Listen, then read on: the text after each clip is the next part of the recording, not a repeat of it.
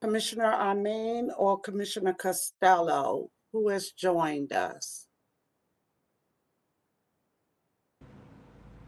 Hi, Commissioner. This is Colleen. I'm here.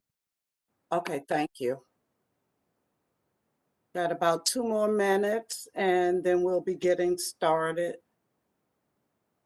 Thank you.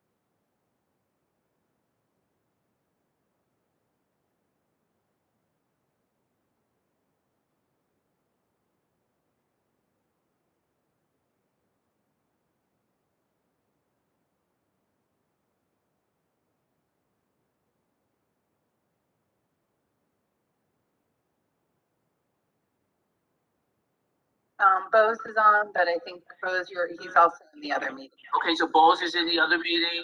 Is Bose from OAC? No, he's just a rep. I'm with you all here, so Okay. where do I need to go? I guess, okay, this link, let me copy. Okay, I just spoke with Commissioner Amin. He's in the other meeting. I just sent him the link for this meeting, so he will be joining us. But at this time, we can go ahead and do roll call. I believe we have a quorum. Good evening again. We're going to do roll call. Commissioner Carley.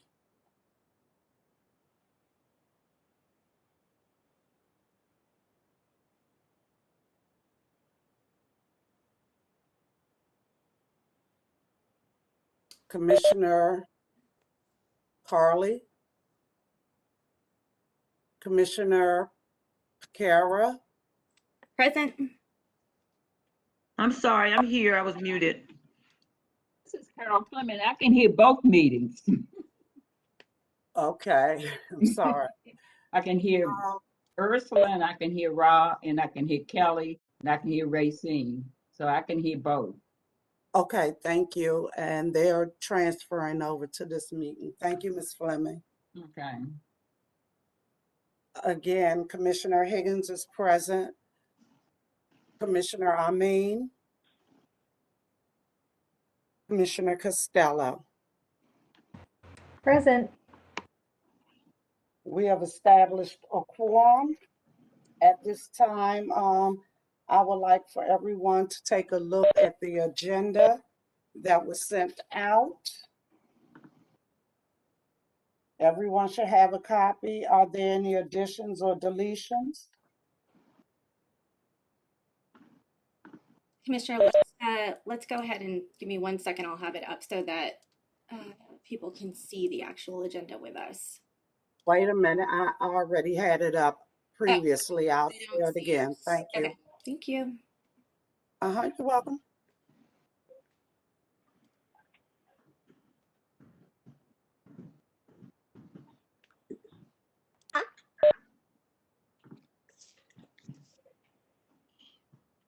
Again, the question on the floor was, are there any additions or deletions?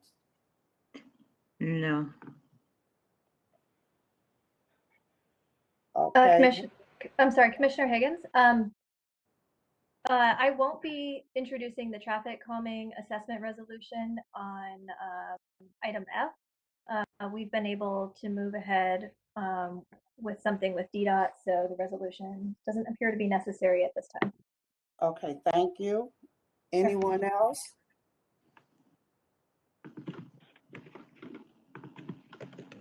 Okay, we're gonna call for the vote. We have, Chair Higgins. yes, sir, you have the floor. No, I'm just here. I just wanted to let you know that. I don't know where we are. Where are we in the agenda? Yes, we're approving the agenda. Okay, thank you. Uh-huh. Do you have any additions or deletions? Hey, Chairman Higgins, can I ask if I can move up in the agenda? I have another ANC meeting I have to drop off for by 7:15 to. So I will ask that for Kelly Sislo, if Kelly Sislo can be placed earlier so she can make it to her next meeting with council member. Thank you. Thank you, Ms. Commissioner Amin. Okay, so we have two changes. Are there any more? Are there any other changes, additions, or deletions?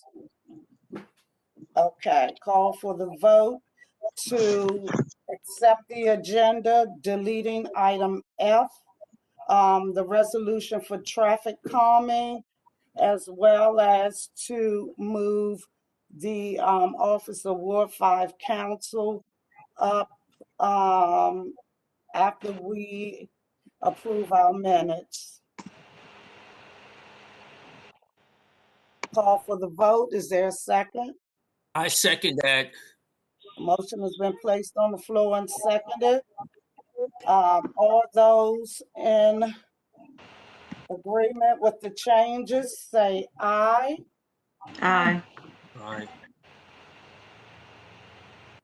Any Aye. abstentions? Any nays? All right, the agenda has been accepted, and we can move on to our next agenda item, which is the approval of our minutes.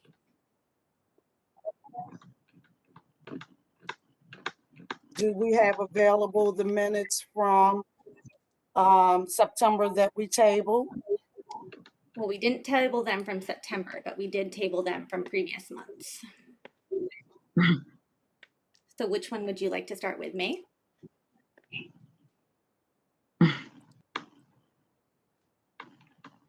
You can proceed. You have the floor. The chair recognizes Commissioner Piekara Okay. for Then I will our agenda and for our minutes. Could you put those up for us, please? I sure can. Let's see here. Those, I guess my first question is, were the adjustments made? Well, per your request, Commissioner, I just took it down to just the business. So all of the adjustments you had requested minus the notice were no longer in this minute. So, and per my email to you, I never heard back on the official locations that our May community meeting was noticed. So I put what I could find or what I was aware of, but that is all that is. I thank you. If we could scroll down so everyone can see the minutes.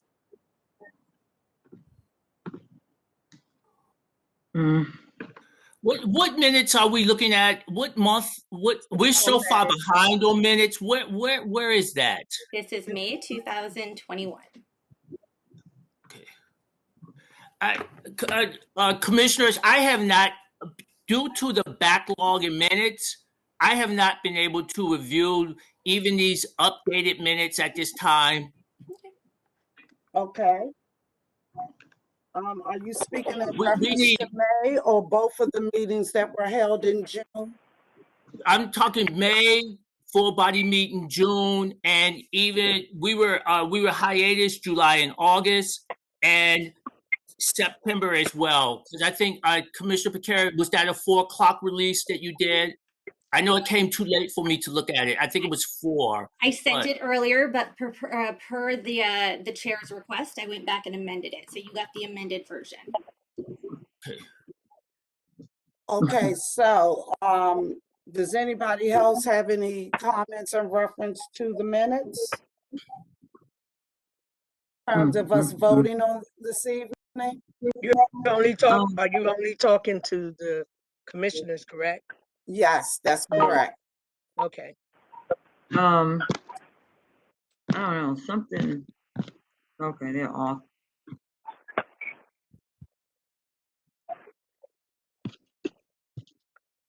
I'm sorry. You and ANC, are the minutes Okay, up? Because I'm looking. This is the May minutes that are up on the screen right now. Oh, okay. I don't remember seeing these yesterday. Okay. All right, so I'll place a motion on the floor to table the minutes so we can look at them in detail if you don't feel comfortable voting on them this evening.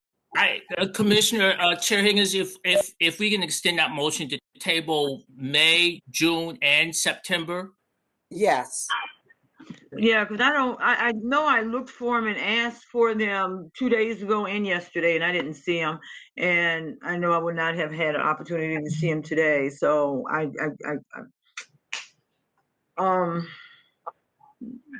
yeah, I don't feel comfortable. Yeah, neither do I, Commissioner. So I second that motion, Chair Higgins. Okay, so the motion is to table the minutes for May, the community meeting and our full body meeting in June, as well as the special meeting held in June and September. Yes, second that motion. Okay, that motion has been placed on the floor and seconded. We're going to call for the vote. All those in favor of tabling Vote, Commissioner, can you, do we have a timeline for this? Because I know we have reports, these minutes need the support. And are we gonna wait another 30 days? We're going into Thanksgiving and, you know, then we're gonna have a break in Christmas, or I'm just, and I don't think 30 days for us to do these notes will be, you know, something we should do. I don't think we should wait 30 days. No, we should be able to have a special meeting within the next 2 weeks to get this completed, so it won't hold up the business of the commission. Okay, that's all right. So, all right. Any other discussion? Okay, call for the vote. All those in favor of tabling the minutes? Roll call. And we'll do a roll call vote. ANC 5B01, Commissioner Carley. I support tabling the minutes. ANC 5B02, Commissioner Higgins. I support tabling the minutes. ANC 5B03, Commissioner Piekara. Oppose. ANC 5B04, Commissioner Amin. Support tabling. ANC 5B05, Commissioner Costello. If this were a split vote on just May and June and not September, then I would vote to consider those minutes, since we primarily reviewed those at the last meeting with the exception of a small edit. Okay, this is, I know, I'm just making a statement. I'm okay with tabling the September minutes. okay, that's you know, not, given my split. that's not the motion on the floor, Commissioner Costello. There's a current motion on the floor. I just please need let me you finish. to, no, Commissioner Costello, we are in the I'm trying middle to of finish, a ma'am. vote. All I need for you to do is to vote on the motion that's been placed on the floor and seconded. please. If this were a Okay. split vote, I would vote to table September and not May and June because we've already primarily reviewed all of those. But since it's not a split vote, I'm voting to oppose. Thank you, Commissioner. All right. So the motion has been placed on the floor and seconded. The ayes have it for tabling the vote, tabling the minutes until we meet again within 2 weeks to vote on the minutes after we've had an opportunity to go through the minutes and know what we're voting on. So we're going to move on. And Commissioner, before we move on, because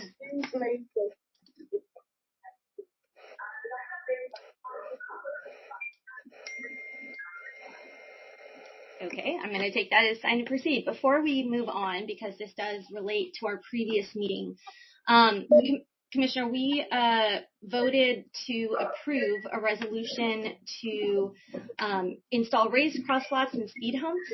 Oh, I was muted. Sorry. Mute their devices. I can't hear anything. Thank you. So I think I was unfortunately muted by someone. At the last meeting, we did have a number of resolutions. One of those was requesting raised crosswalks to be and bump outs to be installed in front of or adjacent to on all roads adjacent to all schools. Oh, I got muted again. Commissioners, wow, this is.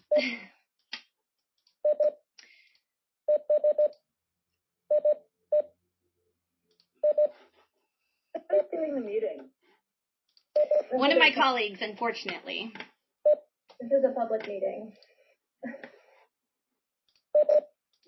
All right, this is quite unprofessional. So, Commissioner, we can hear you. You're not muted. I don't know what you're talking about. Okay. So, thank you for that, Commissioner. We can hear you, Commissioner. Okay. So, as I was saying, I appreciate that now. Oh. We have not gotten to this portion. I will be glad to go through this with you, but right now, we're on something else. Commissioner, we were talking about the previous meeting, and I would like to know why you made adjustments to our resolution that was passed and approved at our public meeting. You voted for it. You had an option to table it or to vote no, but instead you took it upon yourself to make amendments to. Yes, I did. And let's talk about the amendments. What was crossed off, Taft Recreation Center. There is no longer a Taft Recreation Center. Then you have Woodridge Library. Woodridge Library does not fall within ANC 5B. We do not have the authority. Well, I see you can do whatever you want, but we should have talked to them. And remember, when you showed us this, all of the schools and the information that we voted on were not shown on that screenshot that you placed. So yes, Taft Recreation Center does not exist. Yes, I did take that off. Woodridge Library is not in ANC 5B. The Latin American Land Model Someone's television is talking over you. I'm sure, Commissioner Woodman, I'm sure they are doing that. But in Lamb and the other school which is Truth, are in the same building, which was the same address. And that's why I crossed that out. And if you can look, I see you scroll up instead of down, both of them the same address. And it is listed 1800 Prairie Street Northeast. So yes, I did do that. Okay. Can you tell us, please? In a sense, the chair has the responsibility of the minutes, and she can change it however she desires. That is part of her role. So I suggest that you look at your ANC handbook and you'll find out that she can do this. Actually, Ms. Woodland, and I'm happy to share our handbook as well as our bylaws. It does not say that, so it might have changed since the last time you were a commissioner, with all due respect.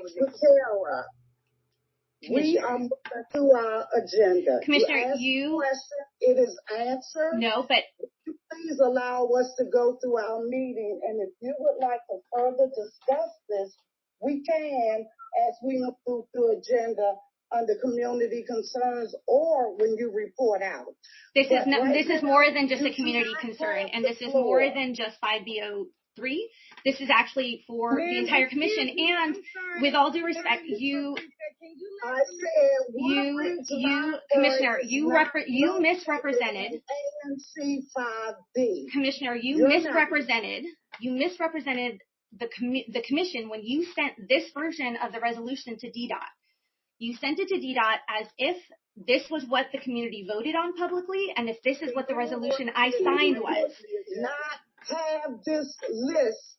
Yes, I did, Commissioner. And you know what? The great thing is we have that meeting recorded. Give me 2 minutes and I will pull up that screenshot. Because in fact, in the quote, you said that I had 20 places listed. You said that on the transcript. I'm happy to share that out. You said I had 20 locations listed. I think you are being very rude. Please be quiet. I appreciate that. However, so as I said, Commissioner, you do not have the right to misrepresent the will of this commission. When you sent this to DDOT.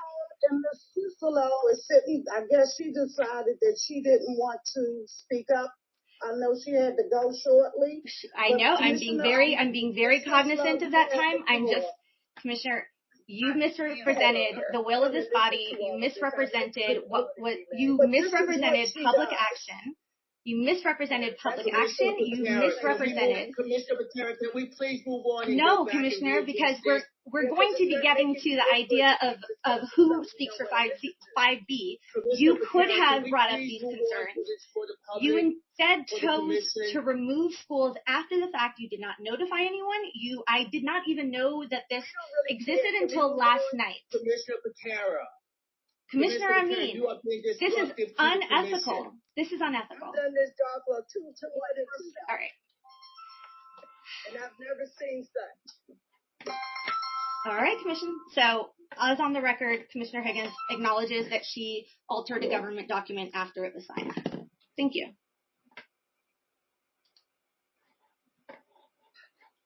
Continue on. Okay, Commissioner Higgins, I am still on here. Thank you, Kelly.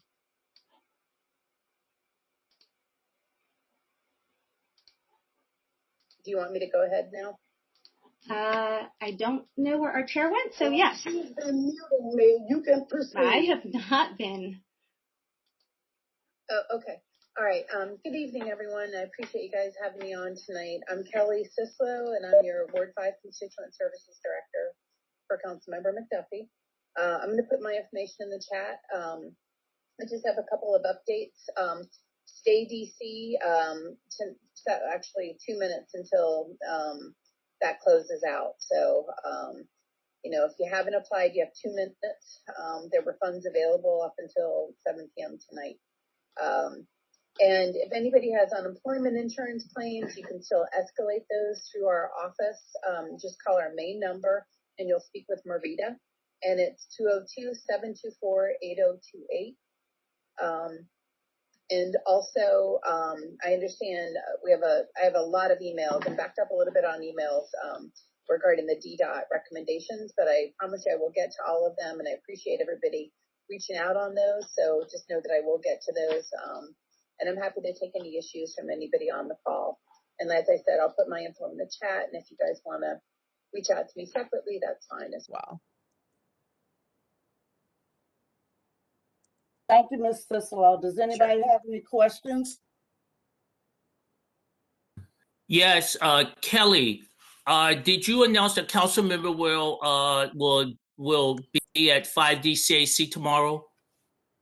That's correct. He will be. Yeah, he'll be there at the top of the hour at 7 o'clock. He has a hard stop at 7:30. Yep. Yeah, we're really looking forward to that. Council member will address the community at the 5th District CAC meeting tomorrow at 7 p.m. Anybody need information can reach out to me personally. One of the topics that we're going to discuss is redistricting of Ward 5, especially with the concern that parts of our beloved Ward 5 could possibly be redistricted into a Ward 7. I know that some of that may be rumor, but there's strong constituency that wants to really have conversation about this and go on the record for it. So come out tomorrow, and also Commander Fitzgerald will also update us on crime report. Thanks, Kelly, for letting me jump in with you. Sure. All right.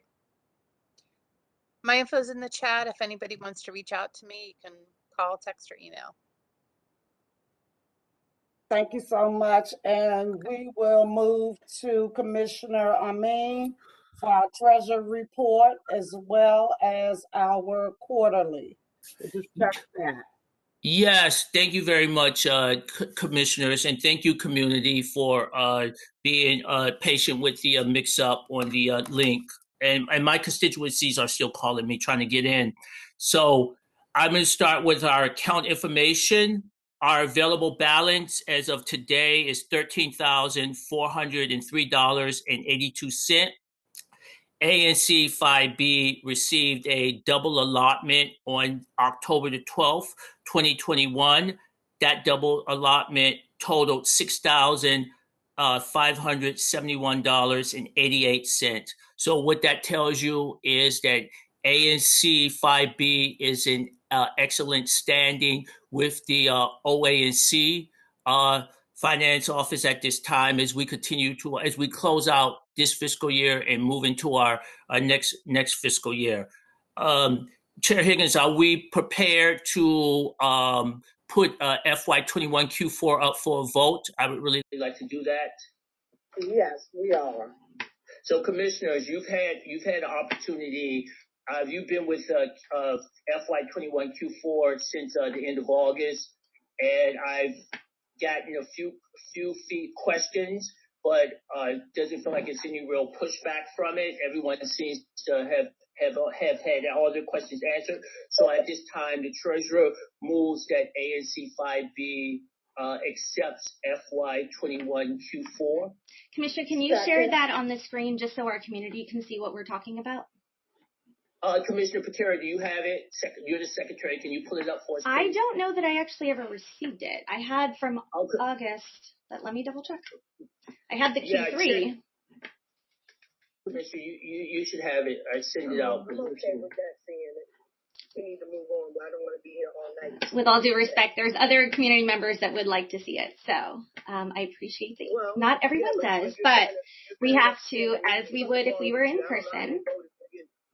As we would if we were in person, we have to share this with, I do have it. I stand corrected, right. Commissioner. You are right. Okay. Start with page 1.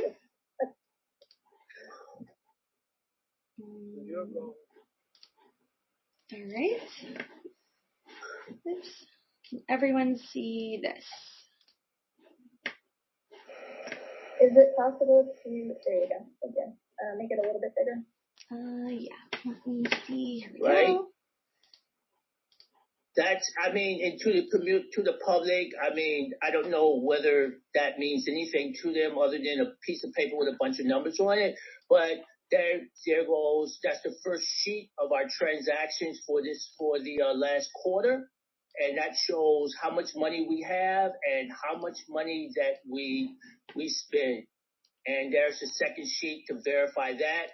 And all of that stuff is uploaded in the folder, and commissioners will have access to that when we have the minutes to support it, actually, because you need the minutes to support this document here. And as you know, we're pretty behind on the minutes, but I think we're going to be caught up very soon. So, commissioners, community has had opportunity to see the sheet. You have had this since August, so I sent it out behind this, so you can look at it at your leisure. So the treasurer at this time moves that ANC 5B accepts FY21 Q4. Second. Commissioner Higgins, second. Great. Sorry, before we have a number of requests from the community to discuss what the different charges are, because Commissioner Amin, you're right, they probably don't know what all these different terms are. Would you mind? Commissioner, they've had plenty of time to check in with me on this. We really do need to move on. It is the same 3 expenses that we pay every month, that we've been paying every month for the last couple of years. I mean, Commissioner Piekara, I really, I want to be very careful saying this, but your kabuki theater is starting to get very old. And I don't know. I realize what you're doing, and there's a bunch of other people out here that realize what you're doing. It's unfortunate that the community doesn't understand the ANC and the process, and so they are voluntarily following you down this descent into the rabbit hole. Okay? So, the community has had our opportunity. Now, if you didn't share it with the constituents in 5B03, you have had this since August. So you should have. Every commissioner has had it. No other commissioner has said that they needed this reviewed for their constituency. So, again, Madam Chair, I move that ANC 5B accept FY21 Q4 for a vote of support. Again, I second. Vote, and we'll do a roll call. ANC 5B01 to accept the quarterly report for. ANC 5B01. Gayle, you there? I think she's been muted again. Not by us. It looks like everyone has the ability to unmute. Let me unmute her. Yep, she was muted. Okay, I got it. I'm here. I support.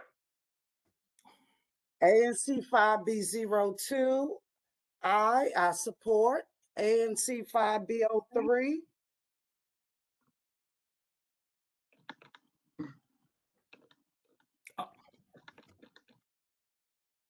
ANC 5B03. Commissioner Piekara. Abstain. ANC 5B04. Commissioner Amin. Support. ANC 5B05. Commissioner Costello. Abstain.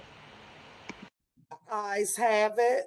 The quarterly report 4 has been won by majority, 3 for aye, 0 nays, and 2 abstentions.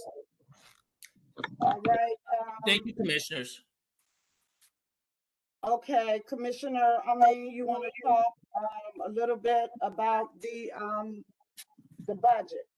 Yes, Commissioner. So the treasurer will the budget FY22 budget will be discussed in the upcoming COW, which is the 4th. Is that the 4th, commissioners? The 4th, and from there, the treasurer in COW meeting, the treasurer will call for a special vote in November for the FY22 budget. That's my report on the budget at this time. Commissioner, when are we going to present it formally to the community for feedback? Because I know there's a lot of questions, even in this chat. So if we're doing it at our internal meeting, which the community is not allowed to weigh in on, and then we are doing a special meeting, can we set up some time to answer some of those questions that they've had since our last COW and our last meeting? Commissioner Piekara, it's to my understanding that you have been holding meetings with your constituency with FY22 budget. So I'm sure that you can represent them at COW, and I encourage all, since COW is a meeting where the public doesn't weigh in, I encourage all commissioners to represent their constituency. It's to my understanding that you have had several engagements with your constituency about FY22 budget. And so my constituency has been engaged as well, and no other commissioner, at least at this time, has reported back to me. So, you know, So for go ahead, Commissioner. I was going to say, so yes, you're right. There were a number of questions that I received in my feedback from my residents that I didn't have answers to, including kind of the exact use of some things. So I would like to take some moment then to be able to get some of those answers so I can at least relay the correct information. Okay, Commissioner. I suggested you bring that to Cal. Bring all of those questions to Cal's Commissioner. And then after we review those, then we will decide as a commission, as a full body, when we will have when we will hold a special meeting date. I understand the special meeting dates for the vote, but I'd really like to get some time where our community can actually have this open forum. We're supposed to be Can I jump in real quick? From our community. Can I jump in real quick? It is a responsibility of each and every commissioner to engage their community. Once we attempted to try to talk about that in our committee of the whole meeting, but of course, it turned into more of a community meeting. So we could discuss what we needed to discuss with our community. We as a commission body were supposed to be getting together to see what we thought we could present as a whole. It didn't take place.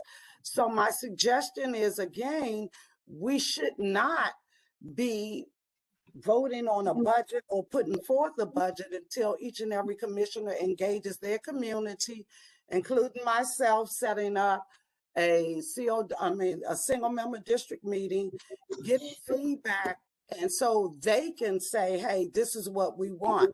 That is our job, to engage our community more or less than crossing boundaries. That way we're able to get the full effect, and then come back together and we'll be able to have a more comprehensive plan on what it is that we're trying to do. Thank you. Chair Higgins, quick clarifying question, just to make sure. I think we see eye to eye, but I just want to make sure. I agree that we should all consult our constituents. That's our job. By law, we're also supposed to present the budget to the public at a public meeting, and so it sounds like what we're proposing is to present this at a special meeting to the public for their input. Is that right?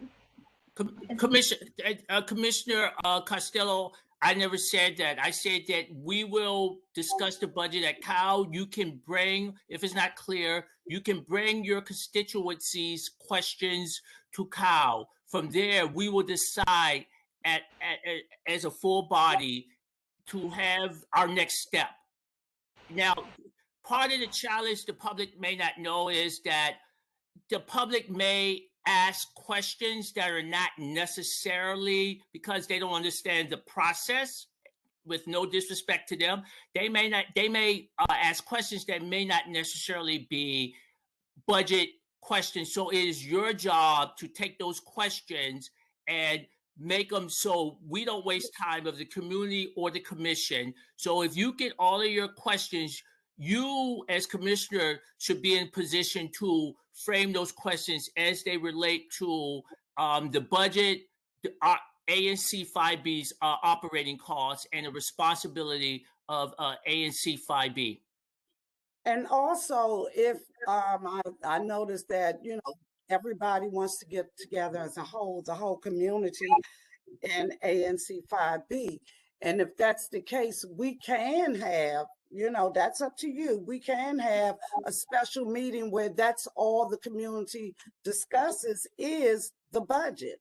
So that's an option. Right. And we can talk about that in Cal, commissioners. I mean, if that's what the community wants and the community's ready to come back out, then and they want to see paper copies of the quarterlies passed around through the audience while it's going on too, we can arrange that. That's what we do as commissioners. So, but let's talk about it in Cal, Commissioner. We can decide that collectively as a full body. With all due respect, Commissioner, I believe we did discuss this in COW. In fact, at the September COW, we agreed that we would be presenting a budget to the public in October and that we'd be taking a public vote in November. So we're now at October. I've been trying to get feedback from my community. I raised it at my SMD. I have a survey out, and I'm concerned that we are not going to be able to, if we're doing a special meeting, we're not holding it at a regular scheduled time when everyone is expecting us to, and we're not going to be able to get the engagement with our community that we are frankly responsible for doing. So I appreciate that you trust that we can be good advocates, and I certainly will carry those questions, but I also think that some of this is just got to be a conversation, not a one-way thing where they can listen in to us at CAL. So I hope that we give the public an opportunity to weigh in and be heard on this and not rush this through.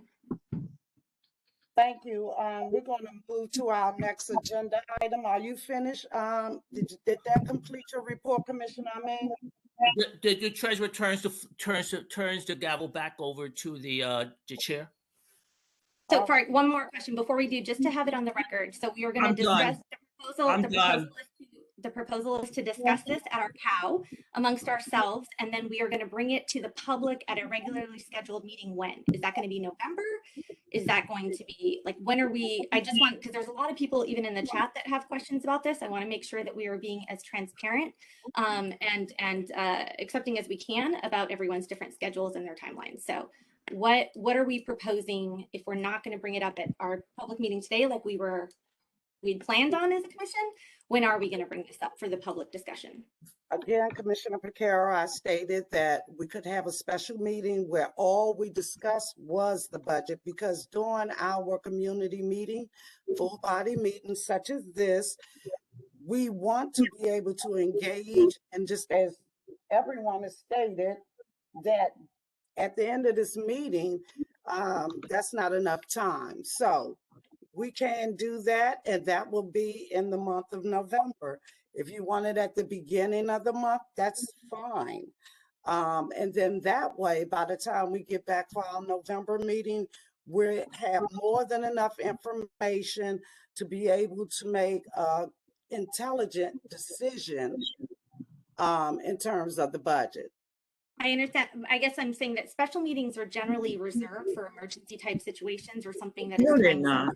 No, that's not the case. You really have to stop misleading the public, because the public doesn't know, and you have spent the last year misleading our public, and it's very unfortunate. Okay. With that, what I'm saying is that this is not something that is a separate NSI. This is not something that just affects, one SMD. I know sometimes we've had special holding up the meeting, so we can't. But I would like us to have a public meeting. I'd like us to have a public meeting with the public at a regularly scheduled public meeting when people have this on their calendar and they are expecting to have this discussion, not just a special meeting where only some of our constituency can be there. Thank you so much. All right, so we'll thank you, Commissioner Piekara. Our next agenda item, our bylaws, and I will turn the floor over to Commissioner Carley. Thank you very much. So each commissioner received the bylaws. They also received and hopefully you guys got an opportunity to read them. I know I sent them 2 days ago. Also, I sent what I would like to add to the bylaws. And if you have your bylaws, or if the and if the secretary could put the bylaws up, I can go through what was changed, and we can go over those changes. Sure. And Commissioner, I just want to flag that I don't know if it's an issue with your email, but the bylaws actually came through on my email yesterday, so not 2 days ago. Well, no, it's not true. Anyway, okay, fine, whatever. So basically, you guys have the bylaws, and I also sent you something, I believe, today, and that was for the additions that I want to add to the bylaws. I want to, some of the bylaws was altered a little bit, but the additions was a complete change. So are the bylaws up? No, I'm downloading them from your email. 1 second.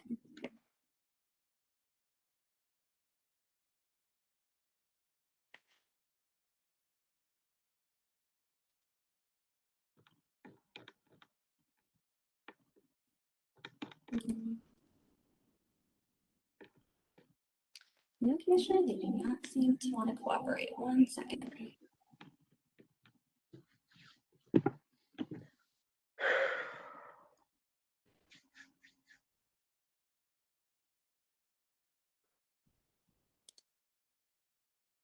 Let me know when they're up, please. Yes, ma'am.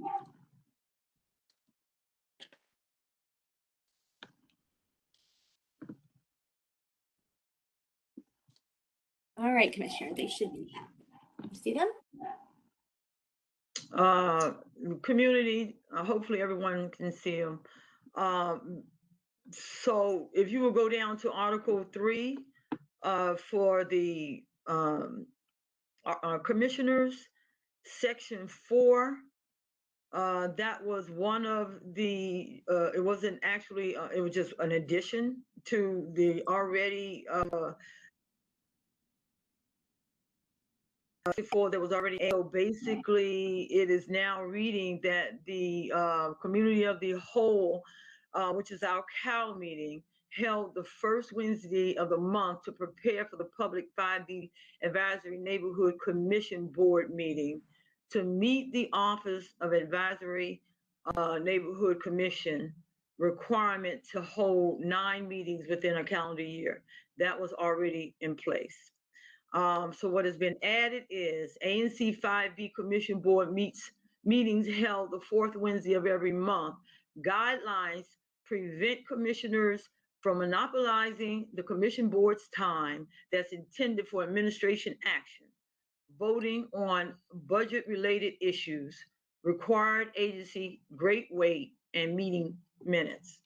So that was one of the addition that was added to something that already existed. The Section 5, the COW meeting should be a time. This bylaws isn't following, so we can see where you're reading. It's Article 3, Section 5. Article 3 is commissioners. Commissioner Carley, we're waiting for Commissioner Piekara to move down to Article 3? Yes. Okay. Are we oh Lord Jesus. Did I get muted yet? So can you not see this? Because I'm on Article 3, commissioners. 3. Section. Is it not visible to you? Because it's visible on my screen. Yeah, Section 4. You said Article 3. Section 4. Can the community see it? Yes.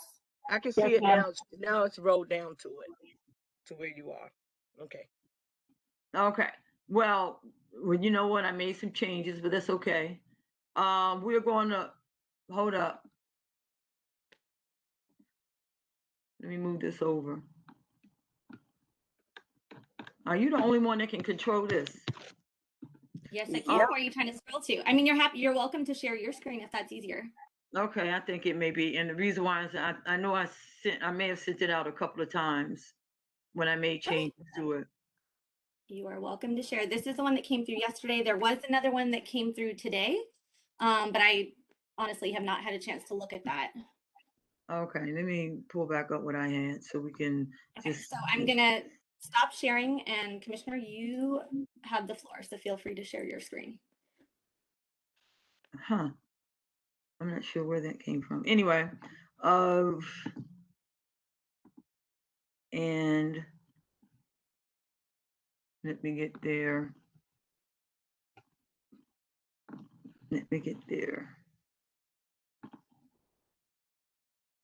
Share.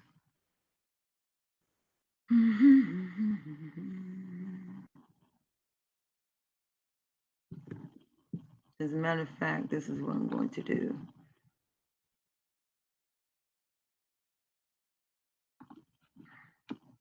Give me a minute. What do we have next on the agenda, Commissioner Higgins? Commissioner Higgins? Hello? Yes, I'm here. Oh, I said, what do we have next on the agenda? The FOIA. Oh, okay, we can discuss the FOIA while I get this up so that we don't waste any time. Okay, so good evening again. On Wednesday, October 20th, we received an email. I'm sorry. Yes, on the 20th, I believe, from one of our constituents who had filed for a FOIA. She is a request of a FOIA for our financial records in reference to the quarterly reports. And so therefore she reached out to the Office of ANC, and the Office of ANC did comment, and they had let us know that there had been a request. And let me get to the email. So this was to advise us that a constituent sent out some information in reference to a FOIA, and that they wanted all of the financial documents in reference to that. And also we are to we're going to actually take a vote on who we would like to be our FOIA officer, as well as who would be the point of contact on ANC 5B for them to communicate with. So Kathy Williams from the Office of ANC did state that she would be glad to be the FOIA officer on behalf of the Office of ANC. So this evening we want to go ahead so they can start their process, because they like to get right to it and get a response to the requester in a timely fashion. So at this time, commissioners, I have two motions to place on the floor. The first motion I would like to place on the floor would be to request that Kathy Williams of the Office of ANC be our FOIA officer in this matter. Is there a second? Second. The motion has been placed on the floor and it has been seconded by Commissioner Carley. Call for the vote. ANC 5B01. Support. ANC 5B02. Ursula Higgins, aye. ANC 5B03. Commissioner Piekara. Support. ANC 5B03, 5B04, Commissioner Amin. Support. ANC 5B05, Commissioner Costello. Aye. The motion has been placed on the floor and seconded, and it has been moved. The ayes have it. Commissioner Carley, are you ready? No, ma'am, I'm not. Okay, we're going to go ahead and move forward. Are you ready for the sanctions? The sanctions, we can do that. Okay, Commissioner Carley, you have the floor. Okay. And I think you guys received the sanctions. Am I correct? Yes. Okay, and I'm just trying to pull it back up because I'm working on something else. Where are they? Commissioner, I don't think I received the sanctions. Did you send them to me as well? Yes, I did. Same. I don't think I got anything either. I wasn't sure if since we were the ones being sanctioned, you didn't send them to us, but yeah, I don't have anything from you. I sent them. Did anyone else receive them? Yes, I did. Okay, because you guys was on that same email. Would you mind forwarding that on? Yeah, what was the date and time of the email so we can try looking for it? Would you send that to them, Commissioner Higgins? Mm-hmm. Yeah, if you can just forward that to us, that would be helpful. Thank you.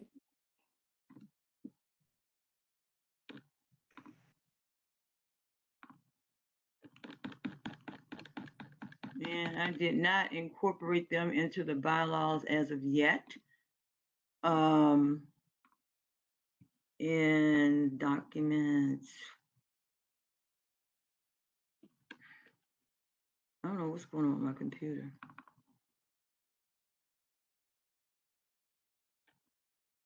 Okay, no, that's not it. Send them to me as well.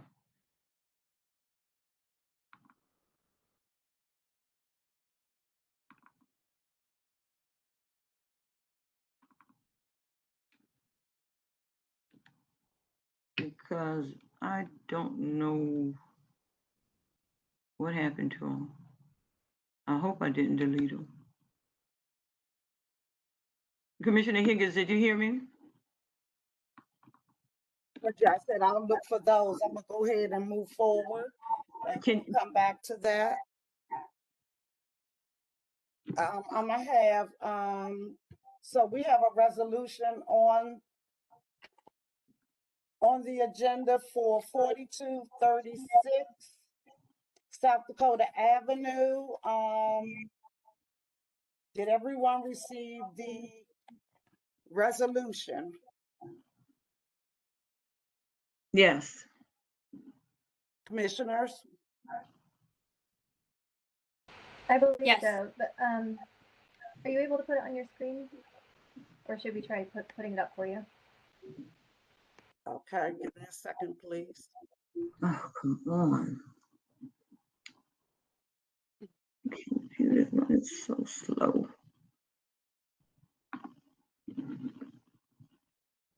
Technology. Okay, give me 1 second and I'll pull up that file for you.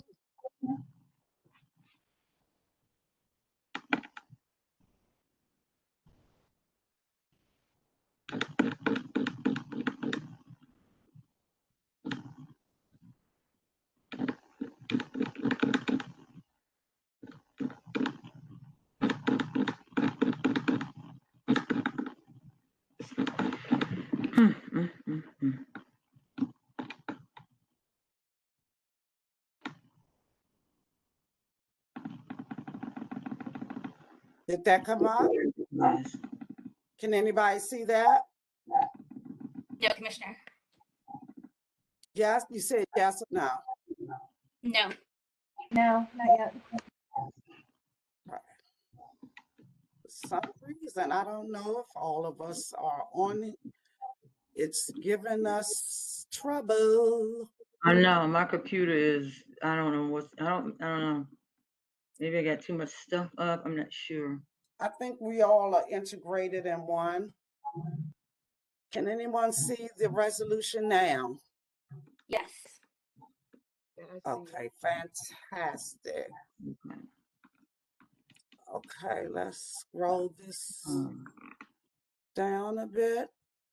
Okay, so this is a resolution for 4236 South Dakota Avenue. The subject property is currently improved with a small 2-story detached single-family dwelling, which exists on the property. The applicant is proposing to subdivide the subject property into 2 record lots, maintain the existing house, and construct 1 new detached single-family home or dwelling as it is in the resolution. Commissioner, there's a request to Zoom. If you can make it bigger, it sounds like some people in the chat are saying they can't read it properly. Okay, it's filling up my whole screen, so. And it fills up my whole screen, so I don't know why they wouldn't be able to see it. As, Yeah, as, If as they could well look as on the mine. side, I the can, left side, and okay. they have It's some pretty little, small on my end, so it might just be a system thing. It's pretty small on my end, but if you can hit well, that look on the zoom left button that's side, and on you have the some highlights over there, and you can Okay. push the minus button, I think it is. Yeah, Right yeah, there. you can Okay, zoom so in. if I can move forward with this, whereas the subject property is located in a R1B zone, which requires a new record lot for a detached structure to have 5,000 square feet of land and 50 feet of lot width. Yeah. The existing lot has 17,714 square feet of land area and 96.8 feet of lot. One which is well over the requisite land area, but just 3.2 feet shy of the lot width necessary to subdivide it into 2 new record lots. On September 7th, 2021, ANC 5B02, the single member district meeting in which Sullivan and Barrows and the owner of 4236 South Dakota Avenue presented with no objection from the community. Additional feedback was received by email stating no objection. Whereas the aspects of the proposed project that fall outside the current zoning regulations are as follows. Lot A will comply with all applicable development standards of zoning regulation, including the lot width requirement. Lot B will meet the applicable lot area requirement of 5,000 feet, but with the proposed official lot width of 20 feet. Will not meet the 50-foot lot width requirement. Accordingly, the applicant is seeking variance relief from the lot width requirement of D 302.1. Whereas ANC 5B02 is requesting that relief be given for property 4236 South Dakota Avenue, 2017. So that motion has been placed on the floor. Is there a second? Second. The motion has been placed on the floor by Commissioner by Commissioner Higgins, seconded by Commissioner Carley. Call for the vote. All those in favor of the resolution for 4236 South Dakota Avenue, moving forward with their BZA application number 20563, say aye. 5B01. Aye. 5B02, Ursula Higgins, yes, aye. 5B03, Commissioner Piekara. Aye. 5B04, Commissioner Amin. support, yay, aye. 5B05, Commissioner Costello. Aye. The ayes have it. 5 in favor, no objections, and no abstentions. Thank you so much. I'm ready, Commissioner. Okay, Commissioner Carley, you have the floor in reference to the bylaws and the bylaws. Yes, ma'am. You have the floor. Okay, thank you very much. So we're going to go to Article 3, Section 6.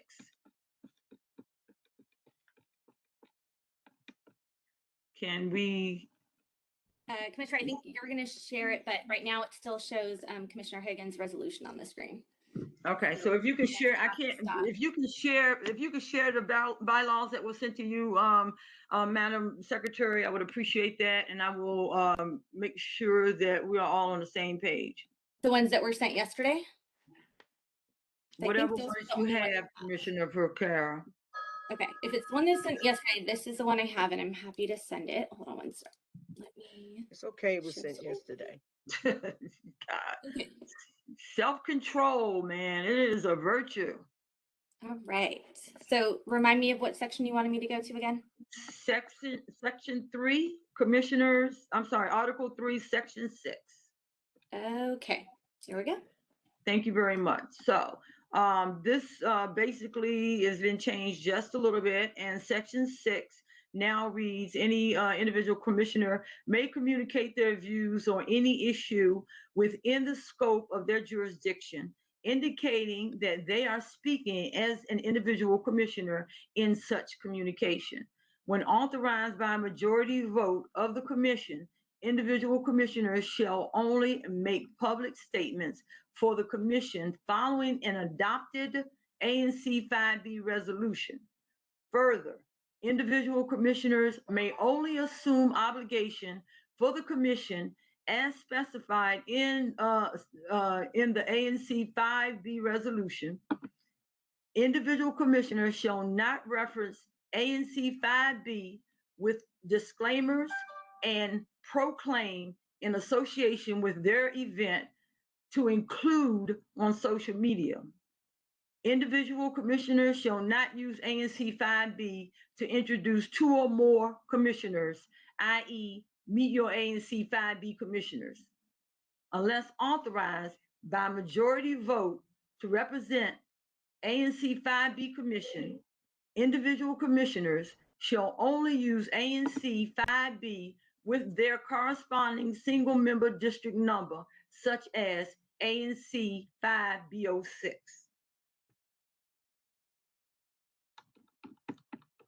The next one is Article 5. Officer? Which is the meetings. Article 5, Section 4. All right, that's it. Thank you. Article 5, Section 4 reads as follows.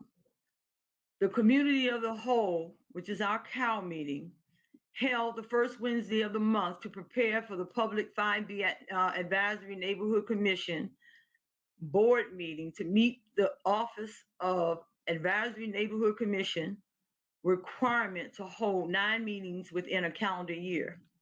ANC 5B Commission board meetings held the 4th Wednesday of every month.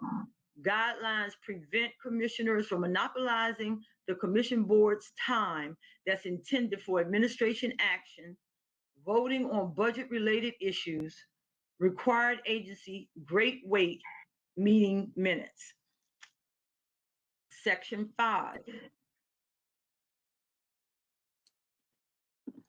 The COW meetings shall be a time to plan and reveal all voting actions, including budget items, minutes, and resolutions for the public meeting. Any 5B commissioner requesting a resolution for great weight must present in detail at the COW meeting. Otherwise, the commissioner must wait until the next COW meeting. A 5B commissioner shall request permission from a commissioner whose single member district they want to include in the resolution. A 5B commissioner shall not have another commissioner's single member district in a resolution without that commissioner's permission. Section 6, great weight. If an agency, such as the Board of Zoning Adjustment, requires ANC great weight, it must explain why it doesn't follow the ANC advice if it decides not to take the ANC Commission Board's recommendation. It must also respond with precision and specificity to the issues and concerns raised by the ANC Commission Board. These agencies not requiring great weight from the ANC Commission Board, commissioners should not consume the ANC 5B Commission Board's time with service requests that should go through normal channels. ANC 5B commissioners should not use ANC 5B Commission Board's great weight to elevate constituent service requests which don't serve a real purpose. And I know there's an error that should be section 6 below that, but that will be changed. And so those are the small changes that were made to the existing bylaws. And now we're on to the sanction and censure. So These are the two that I Commissioner, before you proceed, did you guys find that you can forward to us? I still don't think I have it in my inbox. I don't know if Commissioner Costello does. Okay, were you able to send that to them, or? Okay, I tell you what I'm going to do, because this Wasn't able to pull it up. I'm sorry. You wasn't? No, I was searching through the emails and I wasn't able to pull it up. Okay, so I'm going to forward what I sent to you guys, okay? Okay, yeah, forward it.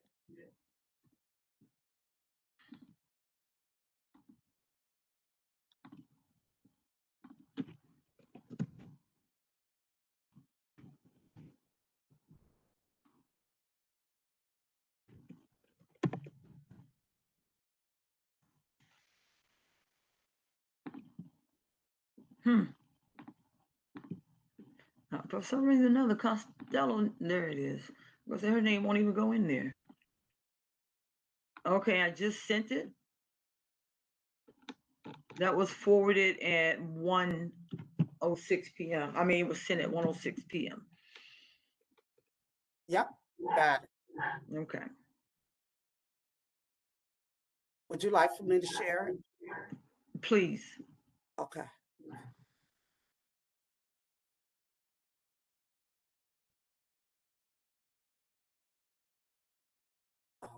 Okay. Are we ready? Give me 1 second to pull it up. There you go. Okay, so these are the two bylaws that I would like to get added. Section 8 and Section 9. I beg your pardon? Yes. There it is. It's up. Okay, it will be Section 8 and Section 9. This is how it will be listed in our bylaws up under Article 3 in Commissioners. And Section 8 reads sanctions. It's about sanctions. It requires a majority vote among the advisory commission board in a written resolution requesting a commissioner discontinue behavior that violates the integrity and dignity of ANC 5B Commission Board. After receiving sanction, a commissioner can receive a censure. If the behavior continues, the secretary will read the resolution. If the secretary is unavailable, the vice chair will read the resolution. Section 9 will discuss the censures. It protects the integrity and the dignity of the Advisory Neighborhood Commission 5B board and its proceedings. A censure requires a majority vote among the commission board on a resolution disapproving the commissioner's conduct, with the commissioner standing before the ANC 5B Commission Board to receive a verbal rebuke and reading of the resolution by the secretary. If the secretary is unavailable, the vice chair will read the resolution. A commissioner could get censure for various forms of misconduct, disorderly behavior, including insulting or other unparliamentary languages, or assaults on other commissioners, misrepresenting a false impression of connection, approval, or sponsorship by ANC 5B Commission Board, financial improprieties such as ignoring the treasurer's request to return government issue materials, i.e. cell phones, laptop keys, files, and any other items could cost the ANC 5B Commission Board financially. Censures may result in the Commission Board removing the commissioner as a committee chair and as an officer on the Commission Board. And Section 10 was already in there, and I just added it because I had 8 and 9. And basically, it reads that all documents on behalf of the commission shall be final and binding and may be signed only upon authorization by a majority vote of the commission. Any questions?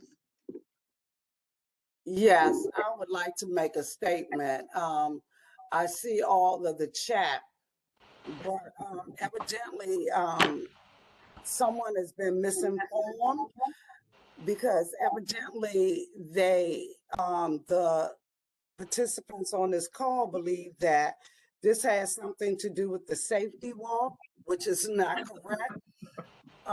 Then also I received something stating that it was directed at Commissioner Piekara or Commissioner Costello by email.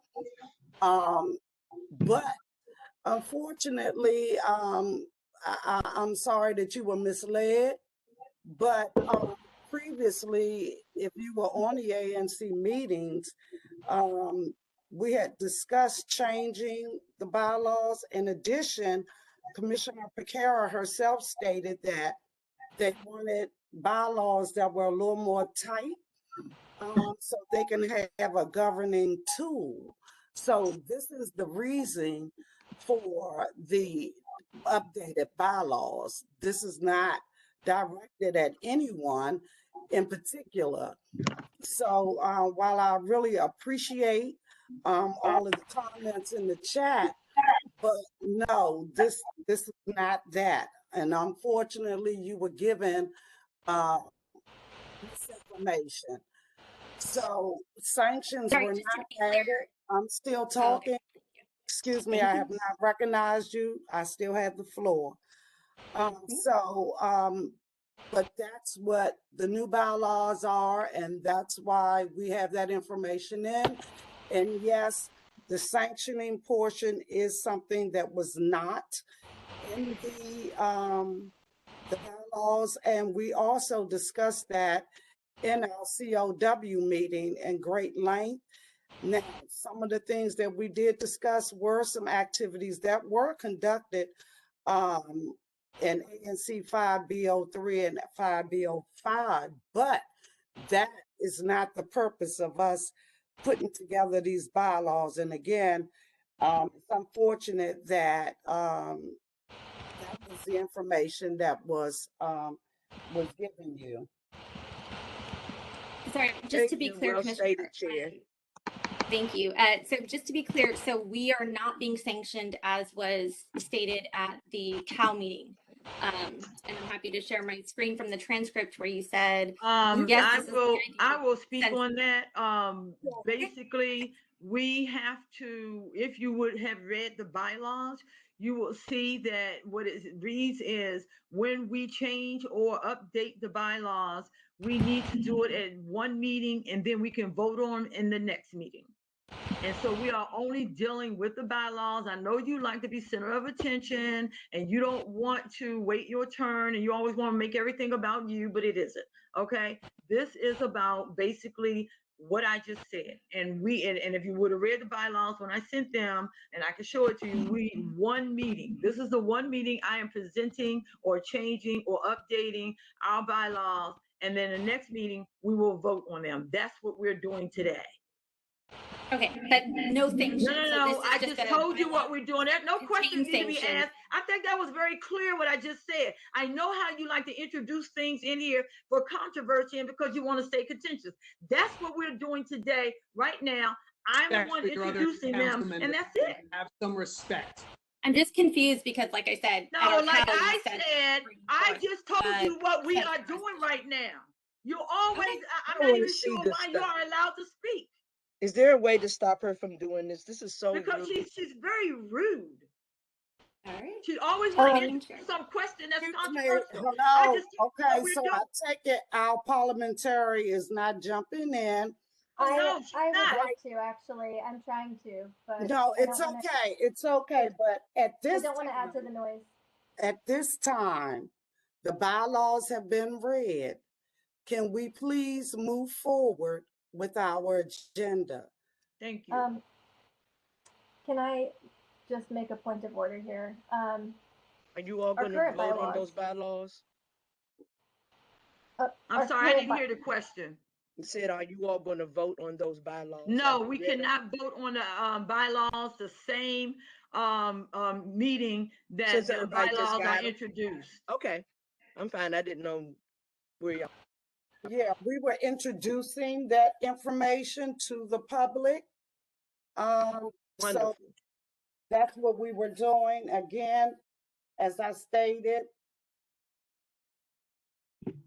we needed some marching orders. We needed to be more precise in our bylaws, as was stated previously when the commissioners had conversations. So this didn't come up last month or in August. We have been talking about this previously. So let's move forward in our agenda, please.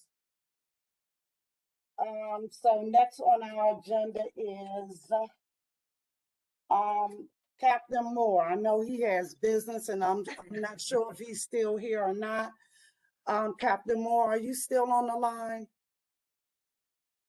Yes, I am here. Thank you so much for your patience. I really appreciate it. You have the floor, sir. No problem, no problem. Let me be quick about this as I can. So basically, stats, starting off with them, year to date stats look okay in the ANC. Violent crime down 38%, property crime down 14%. It's the 30-day stats that are concerning. You know, the past 30 days compared to the past 30 days of 2020. You know, violent crime is still down, which is good, but property crime is up 35%. That's with 11 burglaries in the last 30 days and 23 theft from autos.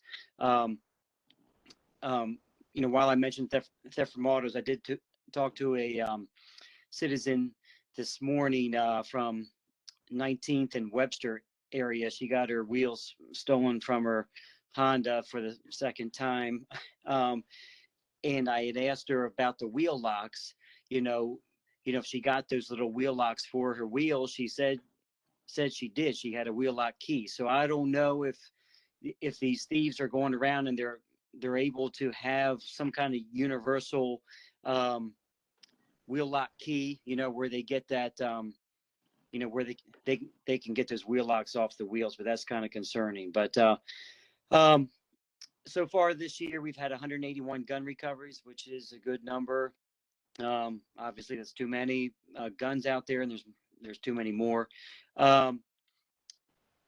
Traffic stats. I just got traffic stats from our traffic unit the last 30 days, and they've been all over the ANC. Just too many to mention. Just some I would mention. We had 34 tickets written on 17th Street.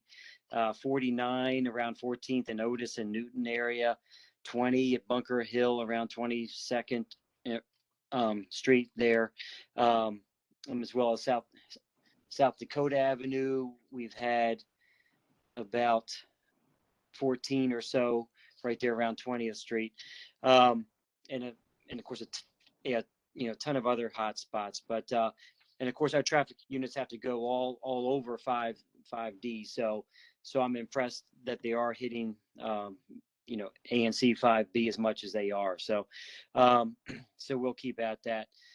Let's see, going over the Part 1 crimes for the last 30 days on September 28th.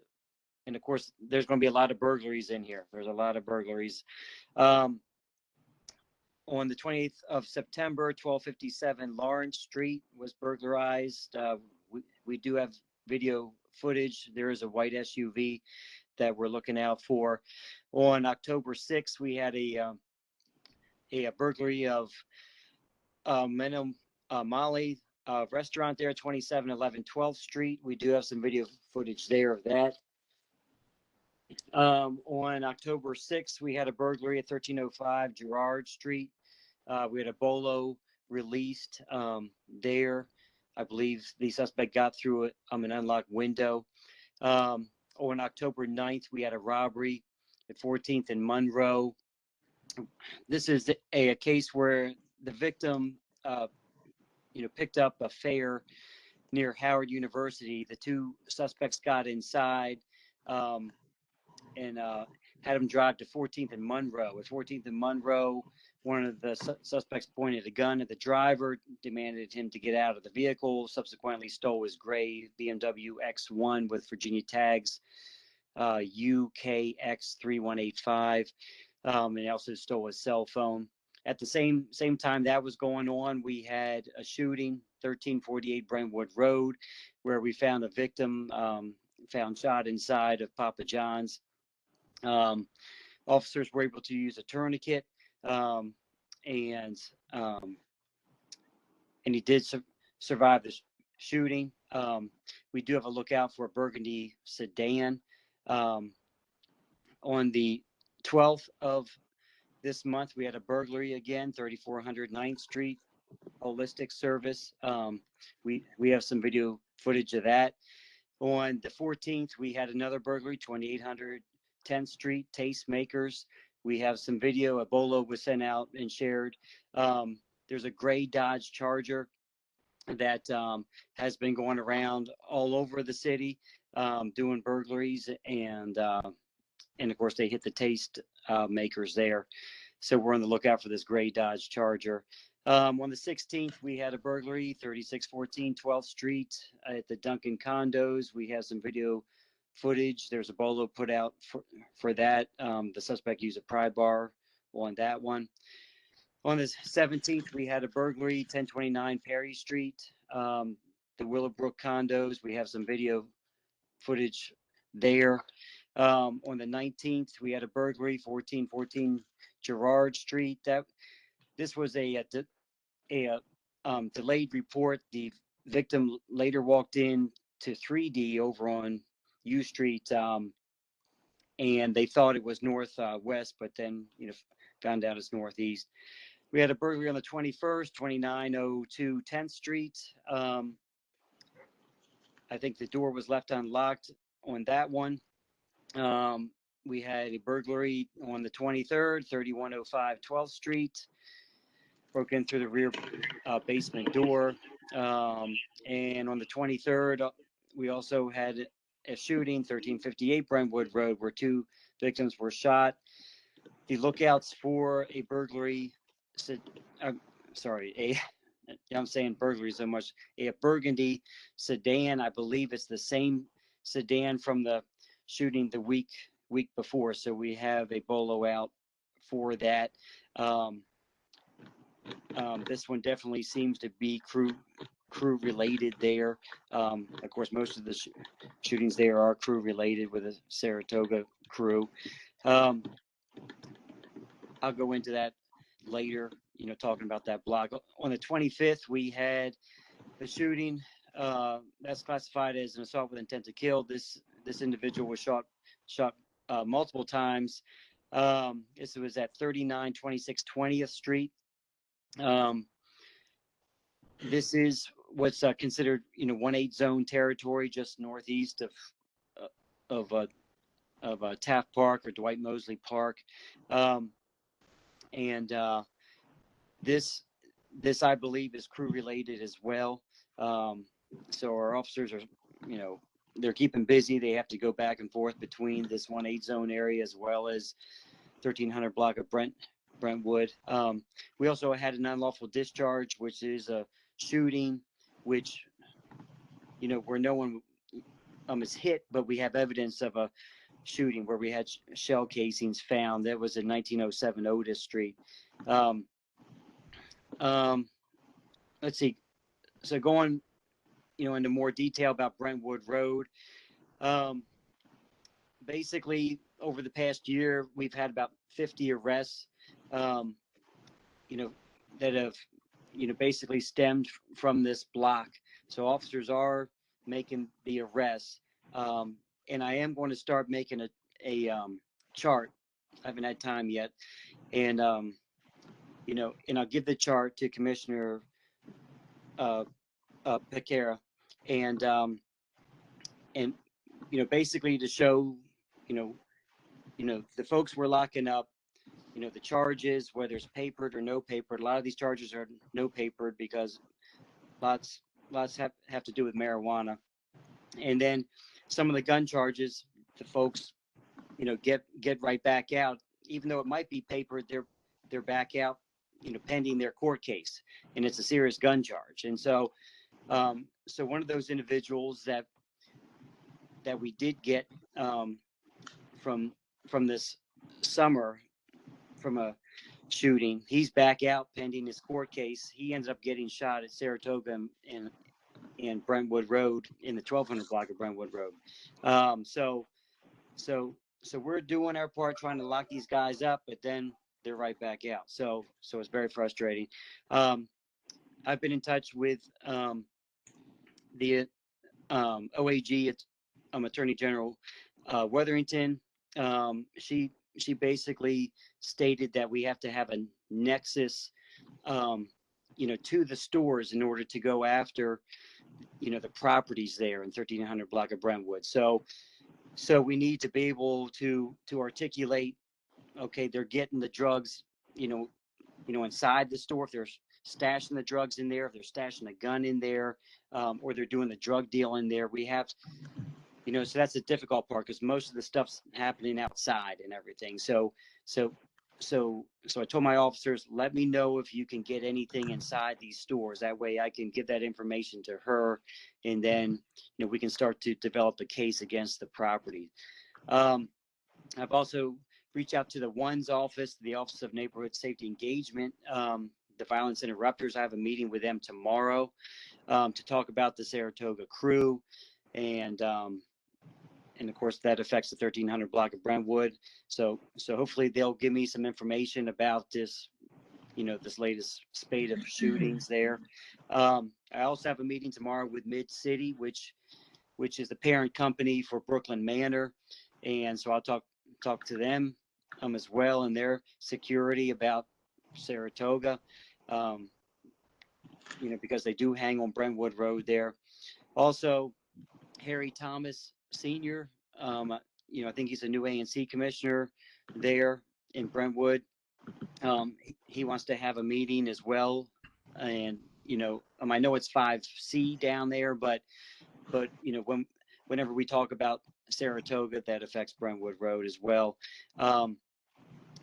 Our overtime units, with the increased crime over the city, we have been allotted some overtime units, and we normally try to allot 1 or 2 officers from those overtime units to Saratoga, which includes Brentwood Road, for extra attention. We also have our Special Beat 505 officers. They come up from Saratoga, as well as JP McCardle on his motorcycle. I also reached out to NSID, our citywide drug unit, and said, hey guys, don't forget about us over here in the 1300 block of Brentwood. I gave them the updated camera code, for the cameras on the properties there, so they can use those cameras to their advantage. And we can't dedicate an officer just to sit there, although I would like to babysit that block, but we have lost over 30 officers the past year, and with a hiring freeze, it's going to get worse before it gets better, right? So we started to hire a few officers. I think there's only a small budget to hire a few more, but it's not going to make up for the attrition rate. So we're doing the best we can. Especially with the activity on 12th Street with all the theft from autos and the shootings around 18th and Otis area as well around there. And the harder drugs, we were talking about the harder drugs, being sold there. I think that the, crew members hanging out there are mostly selling marijuana, but there is an older little crowd that hangs by the bus stop on Rhode Island Avenue at that Triangle Park. And one of my officers was telling me that he believes that older, crowd that we kind of, tend to leave alone because they're older guys and everything like that they're selling some of these harder drugs. So I'm looking into that as well. And basically, the last thing I wanted to mention was, I spoke to the, Papa John's owner there, Mr. Kelly. He said he was going to be on the call. I'm not sure if he is, on the, meeting tonight or not. But there are 2 gates in the rear, and I know the constituencies want the gate closed. That's behind the Papa John's, but his angle is, well, his employees are, feel safer going into the back door of Papa John's, but if that gate's closed, they can't utilize the back door. And so he was having an issue, with that. So I just wanted to bring that up. So that is all I have. If anybody has any questions. Captain, there is a Yeah. question in the comments. Okay. Somebody wanted to know if you could share information on the 2 arson incidents that occurred on October 3rd on 20th Street, 3300 block of 20th Street, and then another one on October 5th in the alley between Lawrence and Monroe. Okay. So hold on. Okay. So October 3rd. What was that address? 3300 block of 20th Street. 20th. Okay. And then the other one was on the 5th. Yep. And there was an alley between Lawrence and Monroe. Lawrence and Monroe. Okay, I have to look those up. Thank you. Yeah. No, I can definitely look those up. I'm at home now. It's my day off, but I did take today off because I have to work on Saturday. But here I am. So, who do you want me to email those to? You can email them Send to them the to me. chief, send it out. I have a question, Captain. I have one when you're done. I'm sorry, I'm not sure. I know I had to step away for a minute. Did you mention about the shooting? I think it was around 6 o'clock this evening. It was on 7th Street between Girard and Franklin, and also the shooting this week. It was, I think, in the 4000 block of 20th Street that happened. I think it might have been Monday night when it rained really hard. Right. Right. So that one, right. The individual, on 20th Street was shot multiple times.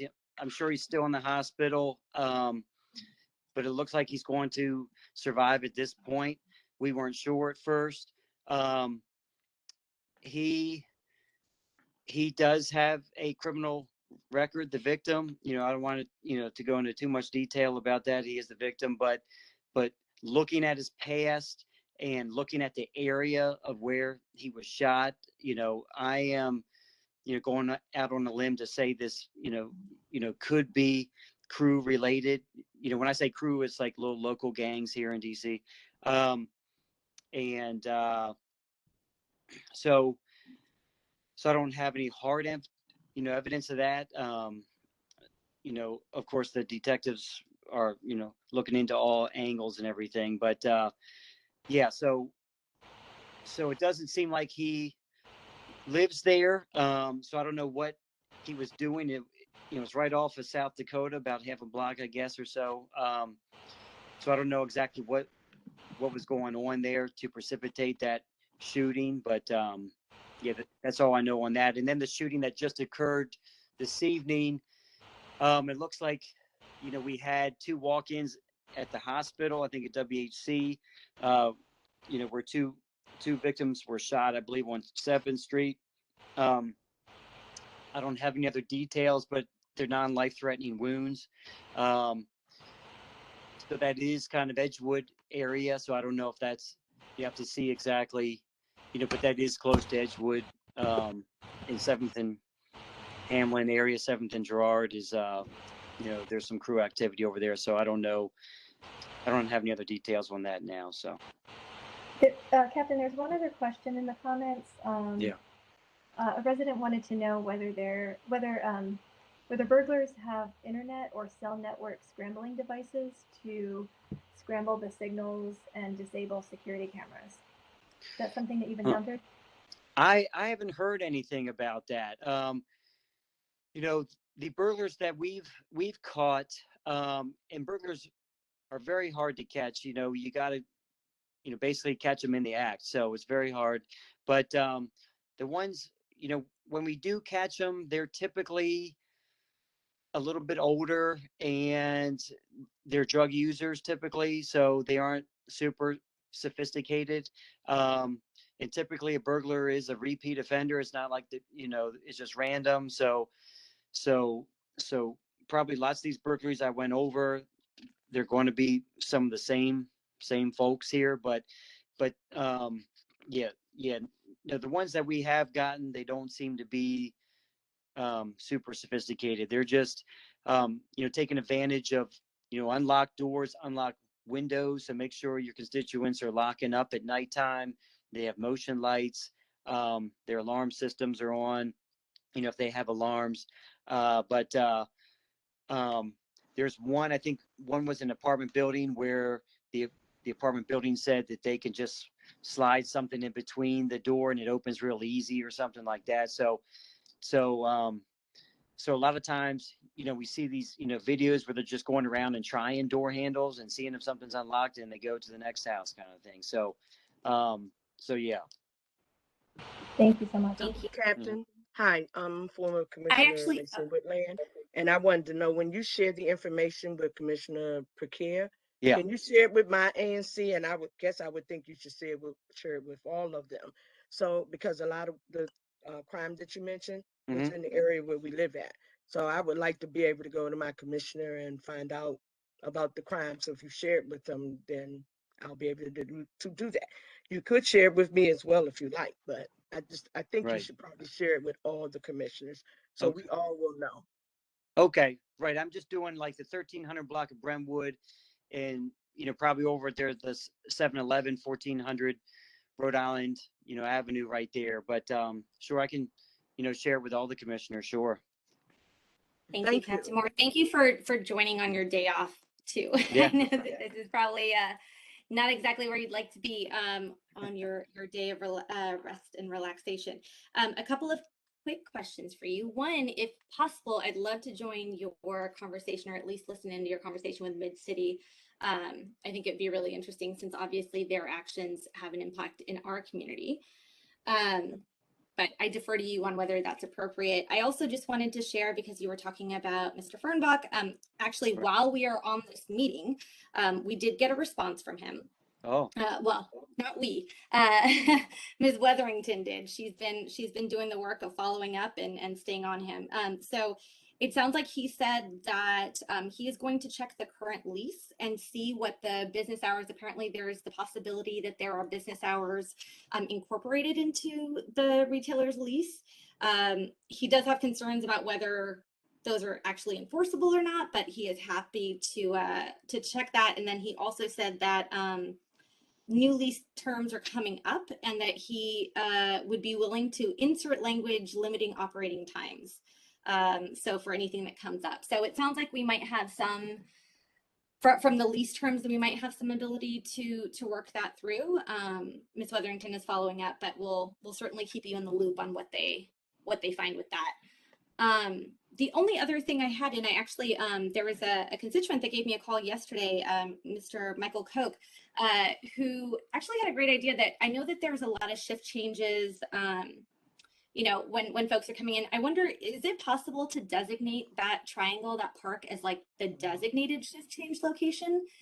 It almost feels like, I know you can't have someone there all the time, but having, that's kind of a routine thing that happens. And I wonder if that's not just helpful in terms of increasing presence, instead of picking a random block or a different gas station. If we can just kind of designate that there, that could also be helpful. Okay. Right. Right. That typically happens if there is some kind of fixed post somewhere, and then, we don't leave that fixed post, and actually, the officer doesn't leave until the next officer comes. And so I see. Okay. So that requires us to dedicate the officer there, which, we just can't afford to do. I would love to, Okay. I would love to. But I know you would. I know. Yeah, I know manpower doesn't let us, but, going back to that, 24-hour trip, Mart, right, talking to my officers, they say that is the, main problem in that block is, the owner of that store just lets the guys come in to the store and do whatever they want in the store. They might store, drugs and guns inside that store. So that does seem to be the sore spot, and he really doesn't, from what I gather, he really doesn't like the police either. So, yeah. So, And for what it's worth, I actually, sorry, I was gonna say, I have a conversation tomorrow with somebody that actually knows the guys down there pretty well. Okay. And for a very long time, she said that she does have some type of proof that the store is getting financially compensated by the crew. And then we're also having a much larger conversation about, you know, in terms of job trainings or other incentives of like what these guys need to, you know, have a different trajectory on this. So she's been wonderful. I obviously can't share her name for obvious reasons, but I've been very optimistic about the engagement from community members that know these individuals directly to figure out who in their community, whether it's faith leaders or you know, grandparents or others in the community, might be able to move the needle with them, because obviously they need to hear it from someone that they trust and respect. So I will certainly keep you posted on those conversations, and we'll continue to work on this together. But I really appreciate your dedication. Again, you're coming in on your day off. You've been a great support for this community. All right. Thank you. Thank you. All right, we'll have one I've got a question for you about have you catalytic converters in cars? I understand this is instances of it are growing in Brookland, but it's reaching kind of epidemic proportions elsewhere in the city and even across the country. What's your sense of that? Right.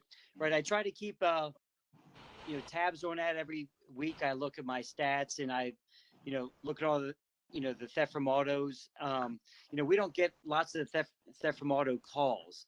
You know, with a COVID, lots of these calls are now going to our telephone reporting unit, which lots of the calls went there before, but even more of them go there now. So with lots of these property crimes, the officers don't even know about them. So I have to actually dig up the stats and, you know, look at all these reports, you know, because, you know, the officers don't know about them. Then I tell the officers, hey, there's a pattern here of this, pattern here of that. But I do keep my eyes open for that catalytic converter. Right, it is all over the place. I, you know, see it in Maryland and everywhere. But knock on wood, it's not quite as bad. You know, I hate to say that or whatever, but you know, it's not quite as bad, you know, in our ANC as it is other places. But you know, I do catch it once in a while. You know, I'll see a catalytic converter being stolen. I'll see an airbag being stolen now and again from Hondas. But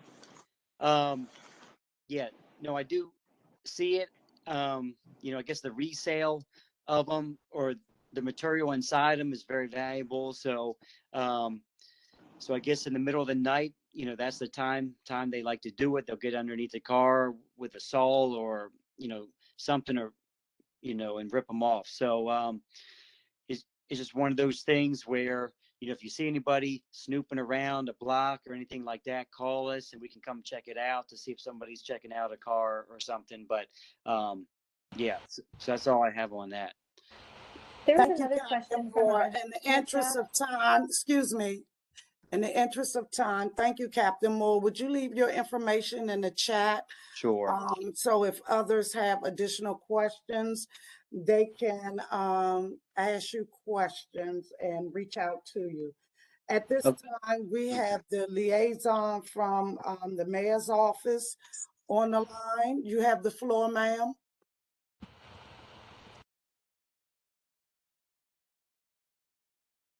Ms. Wood, are you on?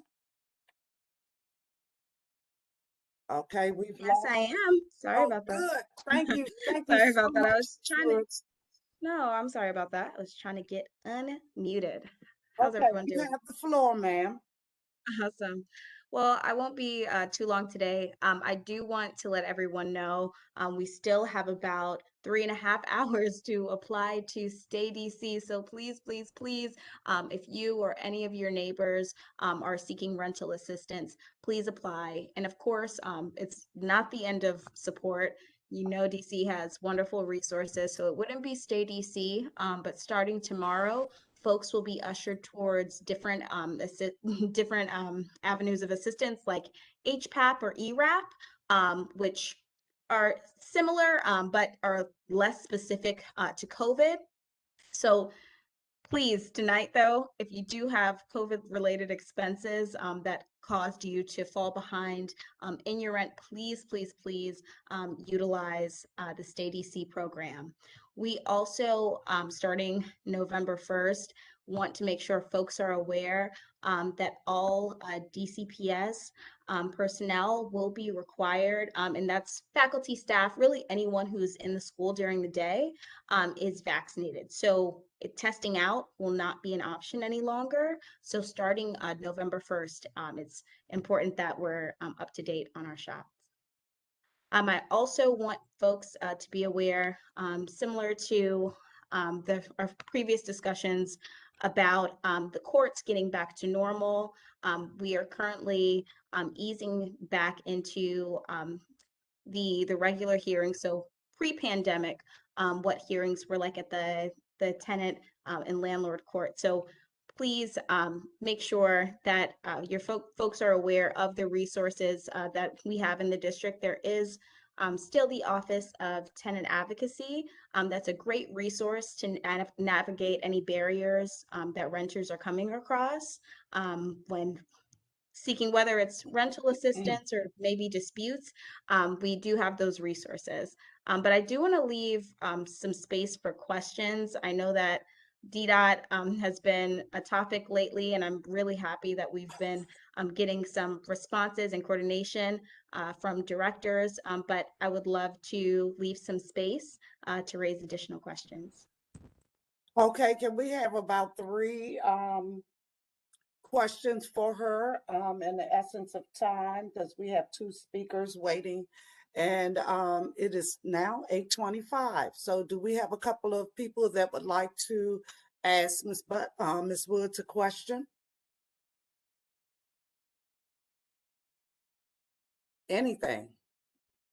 Yeah, anything. Well, all right. Ms. Woods, would you please put your information in the chat for us, just in case they may There's want a to question in the chat. Okay.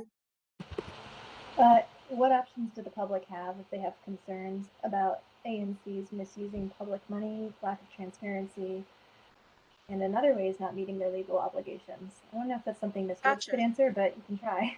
Yeah, well, I heard the FOIA, so I mean, that is, those are, as a citizen, you are able to look at those records, and so it looks like you are all in the process of getting those because one of our constituents, I heard earlier, requested that. Okay. All right. Thank you, Ms. Butler. Would you please put in your information in the chat? Appreciate your time, and thank you so much for sharing with us today. No problem. All right. Next up, we have Mr. Triller. He is going to present on the he's going to present on the AT&T satellite system that they're trying to put up at Dwight Mosley. Mr. Triller, are you still on the line? Hi, this is Doug Sampson. I'm Mr. Triller's colleague, and I'll be presenting on behalf of AT&T this evening.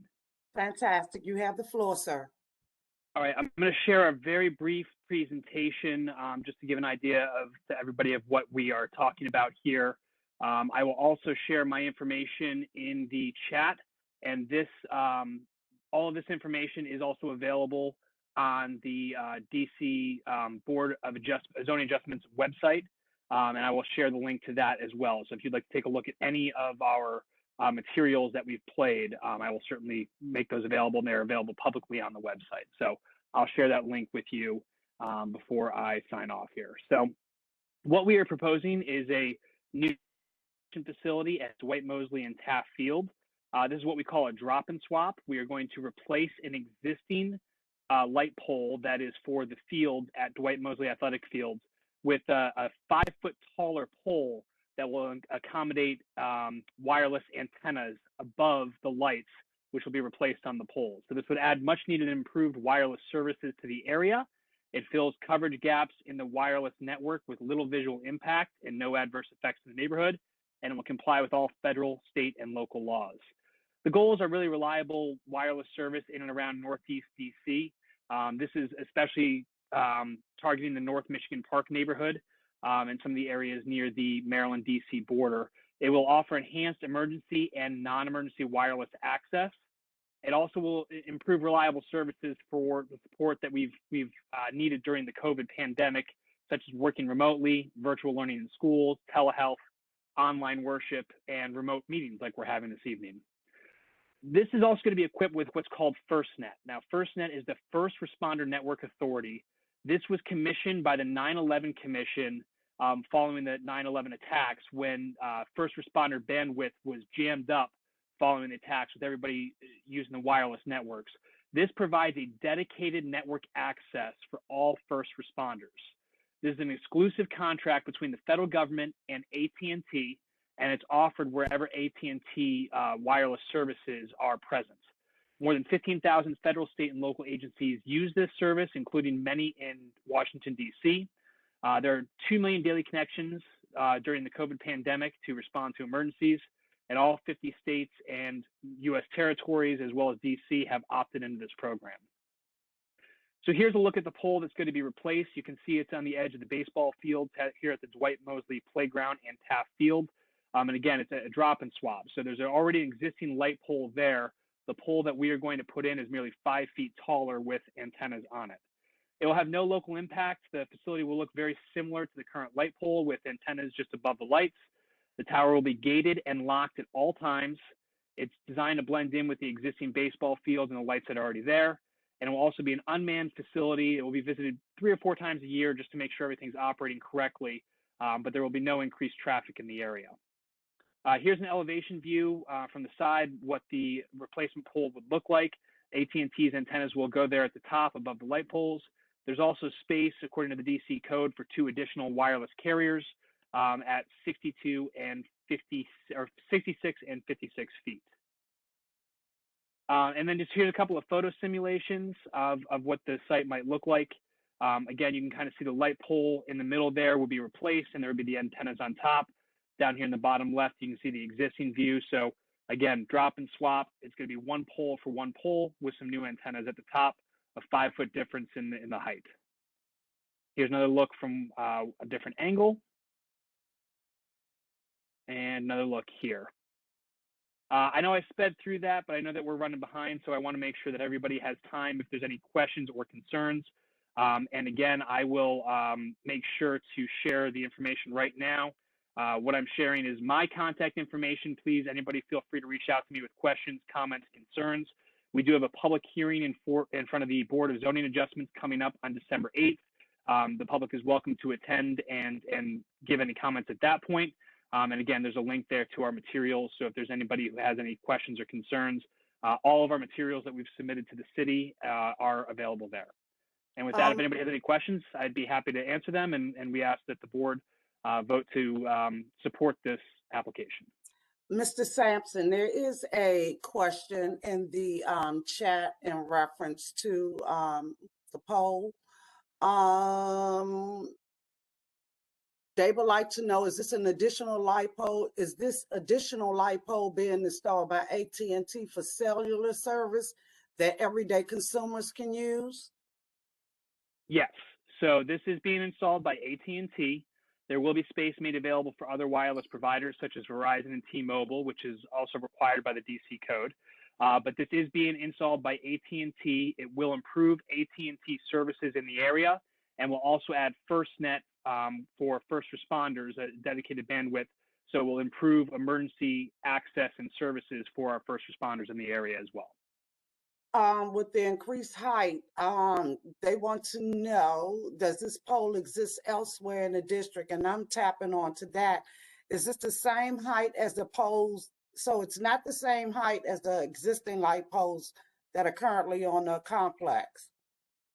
That's correct. So this will be 5 feet taller. So the existing poles that are on the complex with the lights mounted are 80 feet 2 inches tall.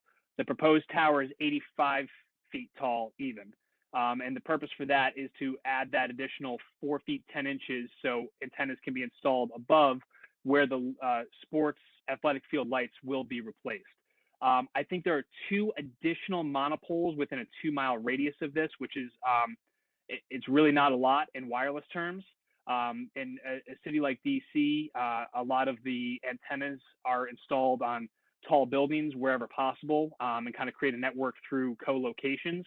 The problem in this particular area is it's very heavily residential. There are not a lot of tall buildings, and a new pole is limited by the Federal Height Act as well to make sure that these poles are not getting too high. And so we had several back and forth conversations with the DC zoning office, and this was determined to be the best and least invasive option. By just increasing this pole by 4 feet 10 inches, it prevents us from having to build a whole new pole in a different location to try to fill the same coverage gap. And another question is there a risk of electrocution if someone climbs over the chain link fence and attempts to climb the pole? No, there isn't. So a couple of things there. First of all, these fences are equipped with anti-climbing devices to prevent people from climbing over them. They are very difficult to get into. But even if they did, everything is locked up tight inside. Any wires or electrical components are buried underground. So really there is no risk. And it's also not possible to climb the poles or the towers unless you have the equipment to it's kind of like utility poles. You'll see that they start a certain distance up. And so it's, unless you have the requisite materials, you can't just climb over or go into these areas and climb them. So because they are unmanned facilities, they take absolutely every precaution. They are, when it comes to people trying to interfere with them or access them in any way. Okay, and one more question in terms of the need from your company. Do you need a letter of support from the single member district, or do you need a full ANC vote? Technically, either one would be fine. We would prefer a full ANC vote because I think that the more commissioners that are involved in voicing their opinions on this is welcome. So we would accept either a letter or a vote, but if the commission is willing, we would love it if the commissioners would put it up to a vote to help us support this project and bring needed emergency and non-emergency services to the area. Okay. Commissioner Higgins, this is Yes. Caroline Petty. Yes. May I ask a question? Sure. Thank you. Thank you, Mr. Sampson. I think just based on what you've said tonight, it sounds like the poll that you're talking about is going to be relatively or minimally disruptive or invasive to the community, it seems to me. But I'm wondering about the diesel generator on the concrete pad next to it. What is its purpose? When is it going to be turned on? How often? How long? That could be disruptive. Sure. So the diesel generator is really a backup emergency system. So when your power goes out, these diesel generators are remotely activated to allow the facilities to continue cellular service during emergency situations and blackouts.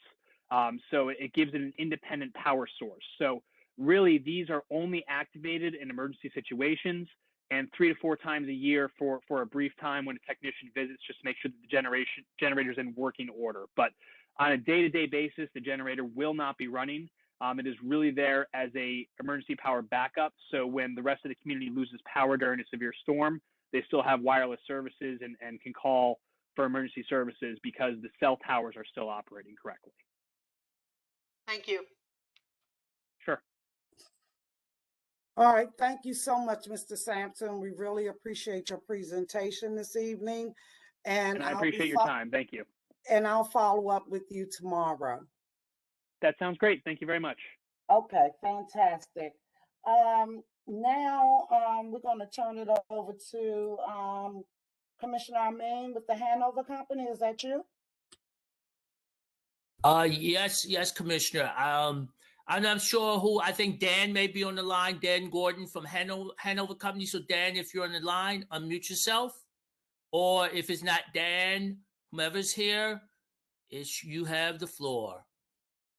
I'm here, Commissioner. I mean, thank you so much for inviting us to speak to the ANC this evening. I'm going to go ahead and share my screen in just a moment here. Let's see.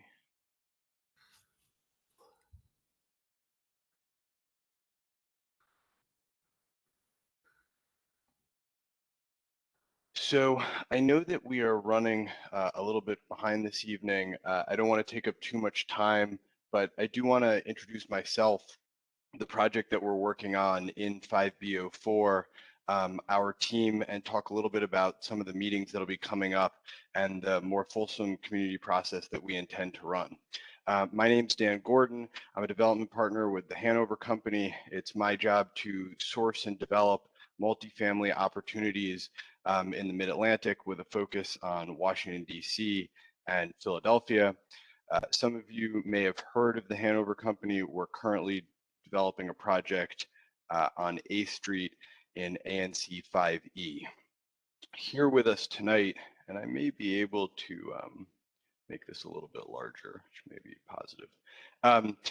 Here with us tonight, in case there are questions, are our architect, Hord Copeland Mocht, our civil engineering firm, Bowler Engineering, our transportation engineer, Grove Slade, and our land use counsel, Christy Scheiker with Holland and Knight. Last week, we met with and presented to the BNCA. Let's see. 2 weeks ago, we met on site with the BNCA president and a couple of concerned neighbors, and we've also met with Commissioner Amin on our project. We're going to be very quick tonight, but we are doing a fulsome presentation tomorrow evening on site, and that'll be at the intersection of Reed and Evarts, probably in the trolley car parking lot there. And that will be at 6 p.m. And we will also be doing an SMD meeting, we believe, at some point in November. All of that is to say, don't be concerned that I'm going to flip through the next 15 or 20 slides fairly quickly.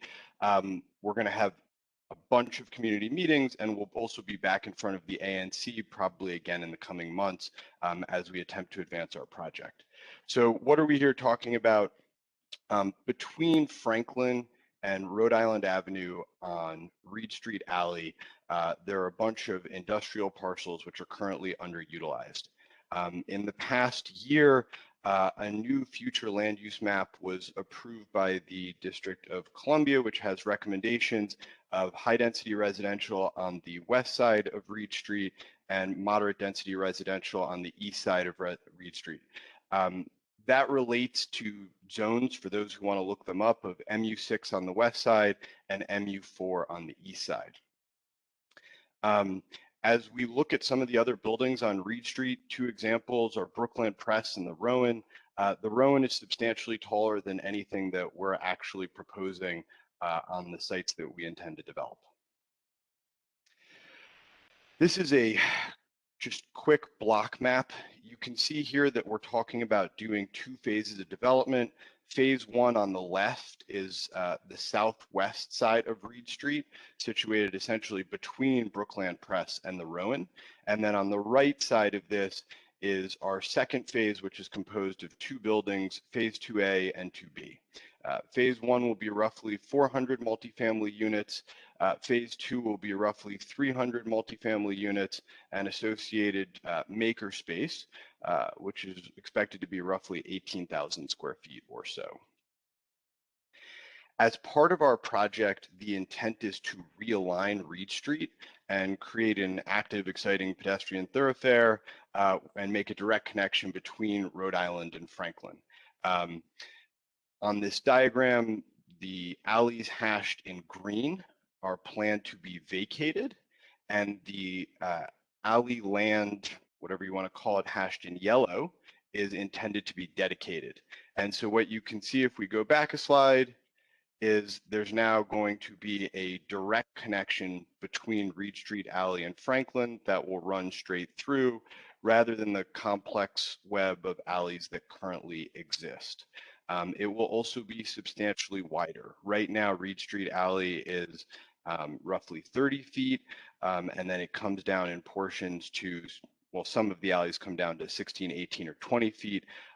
Our intent where we control both sides of the street is to provide a 50-foot street with 10 feet of streetscape on either side. And where we only control one side of the street, it would be a 30-foot alley and 10 feet of streetscape.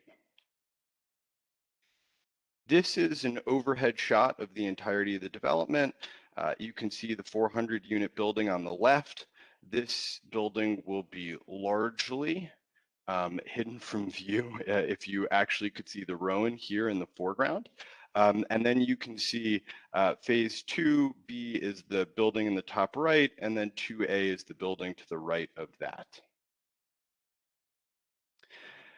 This is a perspective standing at the intersection of Evarts and the future Reed Street Alley, although this intersection would not move, looking south at phase 1. You can see that the courtyard is intended to open up to the east side of Reed Street, and I'm just going to keep going quickly here because I know I'm short on time. This is further north on Reed Street looking south. This is the phase 2B building. The phase 2B building has 3 bars that come out to the east. The center bar is the most striking and frames the lobby. You can see makerspace below and along the street in the phase 2B building. This is again from the intersection of Reed and Franklin looking north along Reed. And again, this is the 2B building. One thing that we want to note is that we opened up the 2B building, providing courtyards along Reed Street Alley so that the building would step back from the neighborhood. And the closer courtyard is actually directly aligned with the backyards of the row homes living along Evarts, the north side of Evarts, which will provide substantial visual relief in those backyards. You can also see that the 2A building is substantially shorter than the 2B building.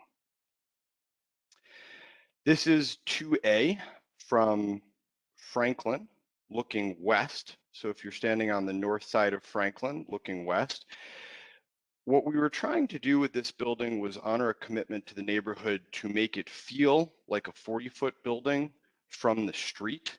That's the white building at the base. And then we were attempting to step back as the building grew higher so that the density was concentrated along Reed Street and away from the row homes on 10th Street and on Evarts. This is the alley to the south of phase 2A. So this is what would back onto the neighbors on the north side of Evarts. The goal is to give the base of these buildings a townhome-like feel with doors that open out onto the alley, and to step the building back away from the alley with landscaping at the base of the building. As you can see, you actually can't even see here the levels above the 4th story. You can also see the courtyard in the 2B building at the end of the alley, stepping back away from the backyards. This is at the intersection of the East Alley and the South Alley. Again, you get a sense for what the alleys will feel like. One of the major things that we intend to do is repave these alleys with concrete pavers. We think that it'll give both alleys a muse-like feel, and combined with the landscaping, make everything feel more welcoming and manicured.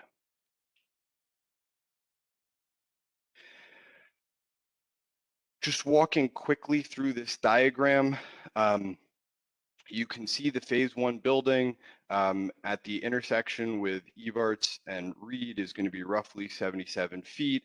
The phase 2B building steps up a little bit higher at that same intersection by about 10 feet. Although, of course, at the courtyards, it pulls back away from Reed Street. The issue is really that the grade along Reed Street is running up towards Franklin. And so the buildings are of a very similar height, but as grade is running up toward Franklin, the buildings step. You can also see the Rowan in the foreground. That's the 110-foot designation with the letter A. You can see that it's substantially taller than either of those buildings. Similarly, you can also see 2A. Again, we know that the immediate community was hoping that this might be, in spite of the moderate density designation, a 40-foot building. In an attempt to honor that desire, what we decided to do was make it 40 feet at the street and then step the building back 20 feet and then go up 20 feet and then similarly at the penthouse step it back again. Well, complicated in wood frame construction, the thought was that that would create the pedestrian vista that everybody wanted to see, which was not seeing the taller building from the backyards and alleys. And as the renderings show, that's the result of those step backs.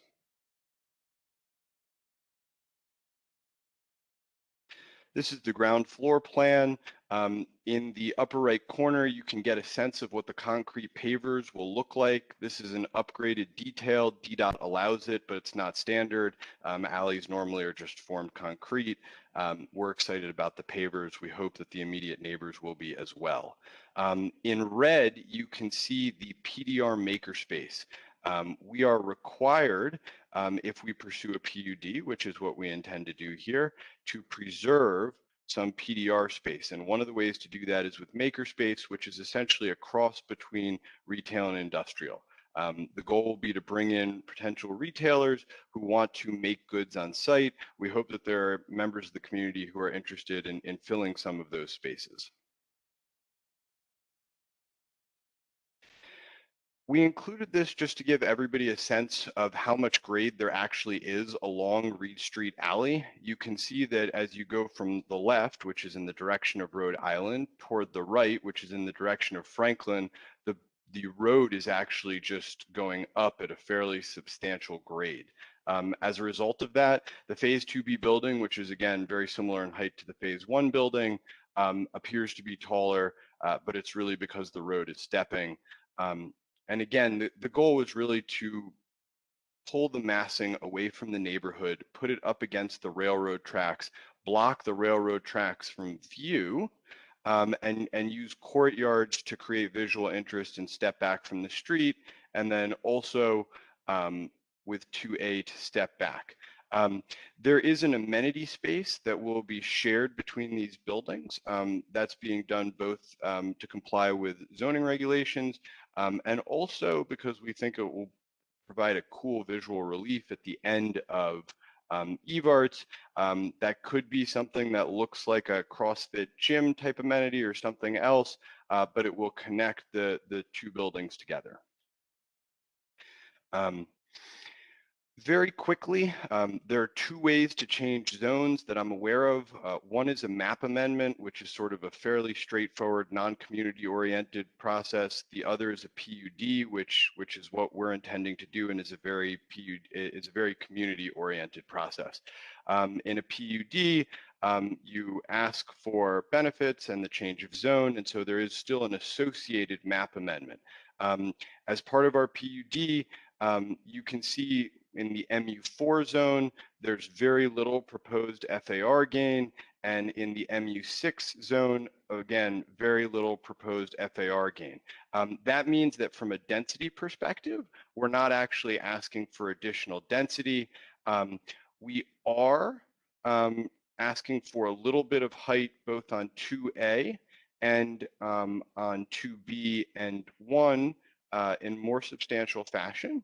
But that is very much in congruence with the high density and moderate density recommendations in the new future land use map, which went into effect over the course of this summer. Very little density. The main thing that we really are doing here is we are changing the use to permit apartments instead of by right industrial. So with that, I just wanted to talk about a couple of the benefits that we'll be doing with our project. First off, we are going to be talking to the community about benefits the community is interested in. We've gotten some initial suggestions from community leadership, and we hope to hear more in the meetings in the coming months about what the community would be interested in seeing and what organizations we might be able to help. We will be a LEED Gold building, and we will be doing solar panels that will provide at least 1% of the building's energy.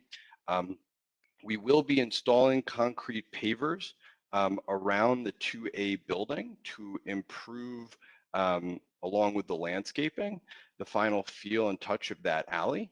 And that will also come with some improved stormwater drainage and should have the impact of actually providing some traffic calming in those alleys, which we understand is a little bit of a concern.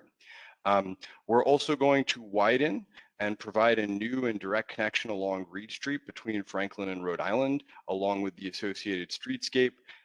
Legally, it will be an alley, but technically it will feel like a street, and it should be an attractive pedestrian thoroughfare.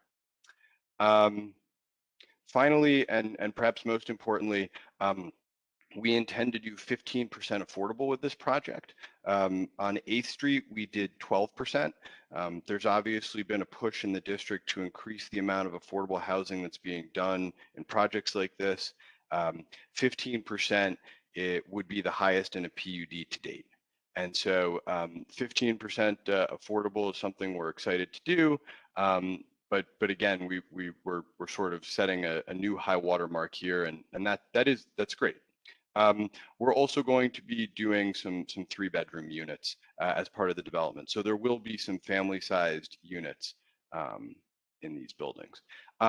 With that, I think I probably took more than my allotted time. If there are any questions that the commission would like me to answer, happy to do that. Otherwise, again, I just want to reiterate, community meeting for the immediate neighbors on site on October 28th at 6 p.m. We'll be meeting near the intersection of Reed Street and Evart. All are welcome, and defer to Commissioner Amin on when we'll be doing an SMD meeting and when we'll be back in front of the BNCA and the ANC. Would you mind repeating the meeting date? I'll put it in the chat for people who might want to read it there. Yeah, I was gonna say there's also a significant number of questions. I'm not sure how much time you have, but there are a lot of questions in the chat that I think people would love to go through. Yeah, so for the community meeting, there will also be an SMD meeting, and we'll be back at the BNCA and we'll be back at the ANC, but the one with the date and time I know of is tomorrow. So that's October 28th at 6 p.m. at the intersection of Evarts and Reed. Weather permitting, we have a backup location in one of the industrial buildings on site if the weather doesn't permit. But if we change locations, somebody will be standing at that intersection directing people where to go. Okay. So that's the meeting. In terms of questions, I really defer to the commission. I have time to answer questions. I can also do that in a future meeting if that's better, given the busy agenda tonight. Yeah, thanks, Dan. For the sake of time, we are going to defer to, because we have several meetings lined up. As mentioned, there's a community on-site meeting. There is BNCA meeting. There is Single Member District 5B04 meeting. There will be other times that Hanover Company will come back to ANC 5B. So we will be fully engaged in the community throughout the process. So as mentioned earlier, I think now is the time you can reach out to your commissioner, the officers of the BNCA, start putting your questions together. We will make sure that you will get answers. In that case, thanks so much for having us. We'll hang out for a couple of minutes just in case anything changes, and then we'll get off, and we look forward to engaging with the community in the coming weeks. Thank you so much for having us this evening. Thank you. Would somebody please stop muting me? Thank you. Thank you so much for your presentation. Ra, is this you, 9th Street Community Advisory Committee? Yeah, that's my 9th Street Community Advisory Committee. I'm going to just frame this briefly so we can continue to move. So 9th Street Northeast, and we're talking about the section that, well, it's really the only section because the other section is actually Reed Street across Franklin Street. So 9th Street is between Girard Street and Monroe Street. So roughly that, I think that's probably about the 2800 block of 9th Street up into the 3400 block of 9th Street. Well, this has been a concern in ANC 5B for a while. Every commissioner before me has worked on this, and so I really want that to be known. Commissioner Barrios, Commissioner Woodland, Commissioner Steptoe have all attempted to address 9th Street during their term as commissioner. So now we're back. This is back on the agenda again. Kelly Chung Olsen and I had planned to really address 9th Street for some speed deterrence, impediment, and also trying to get a sidewalk on 9th Street is what the community has been advocating for years. But that was in March of 2020. And as you know, in March of 2020, we went fully, the weekend that we were supposed to meet was the weekend of the week that we went into the full public health emergency. So here we are again. So we're ready to re-engage 9th Street again, and we have a mostly impacted or the most impacted community members who have come up with their idea of the phase 1 of their speed deterrent on 9th Street. So I'm going to turn it over to Eli. And Eli, if you can unmute yourself, you will have ability to share your screen, and let's get going. Great, thanks, Ra. Can you hear me? We can hear you fine, Eli. Great. Yeah. So my name's Eli Glazier, and I'm a resident of the 3300 block of 9th Street Northeast. And I guess I'm speaking to you today on behalf of sort of a group of interested and concerned citizens about sort of the speeding issue that Ra underlined. Just to talk about some of the issues that we see and some potential paths forward to both slow speeds on 9th Street, improve visibility on 9th Street, and make it just a more comfortable place and safer place to walk, bike, and drive as well. So I think the crux of the issue here is that 9th Street between Monroe and Girard has no stop signs and has few sidewalks. But at the same time, it's really probably one of the most important ways people walk to and from the metro, from Arts Walk, etc. But the street itself is very dangerous to walk along or to cross. You can see on the right, the blue line is 9th Street, where we're talking about, and then immediately adjacent to that is 10th Street, which continues beyond Monroe Street in both and beyond Girard to the south. But it has at the same time 4 stop signs and 4 speed humps. So I think rational folks, if they want to get between those 2 destinations, would divert onto 9th Street. So what we have at generally all hours of the day, I would say, is 9th Street acting as a high-speed bypass for 10th Street. And that doesn't necessarily make a ton of sense. 9th Street Northeast doesn't really go anywhere. It starts at Monroe Street. It ends at 10th Street. So anywhere you would want to get on 9th Street, you could just get on 10th Street. So what we have is a situation where there's few sidewalks, there's no traffic control at all. And the main issues that we have and we see is that parked cars make it really difficult to see pedestrians. So there are a few drivers that drive south on 9th Street here that will actually honk their horns to alert pedestrians that they're driving at high speed through these intersections. So I think everyone from pedestrians to drivers really understands that there's this visibility issue here. Another issue that we have is that parked cars make it difficult for pedestrians to see drivers. If you're trying to cross Kearney at 9th Street here, or trying to cross 9th at Kearney here, you really have to go pretty far out into the intersection to see if there are cars coming, which is really problematic when you're pushing a stroller or you have a dog or something like that. So that's another issue. The third issue, this road's straight. So if you have a straight road without stop signs, without speed humps, people are going to speed. So you have a lot of speeding, and particularly on the northern end, there's speeding as drivers try and catch the light at Monroe Street. So starting from Kearney, people will see that the light is green and will really accelerate to try and make that left turn to get across the Monroe Street Bridge. So these are really the issues. And then the last issue where 9th Street turns into Girard at the south end, there's no visibility at this intersection. I'm not sure how other people on this call really navigate this intersection, but I try and drive as slowly as possible, as far right as possible, because you never know what somebody's going to be doing coming in the other direction. And as a pedestrian, there's really no safe place for you to be at this location. So in talking to Commissioner Amin and in talking to DDOT, we talked about what the short-term changes are that we can make, and those things are likely sort of speed humps and these more temporary curb extensions to improve visibility. So what that looks like is, I'm just going to quickly go through this, essentially at every intersection, creating more space for cars to see each other and for pedestrians and drivers to see each other, speed humps to slow traffic at once per block, and then every intersection has curb extensions, and then some sort of unique curb extension treatment at Girard to really increase visibility and provide space for pedestrians.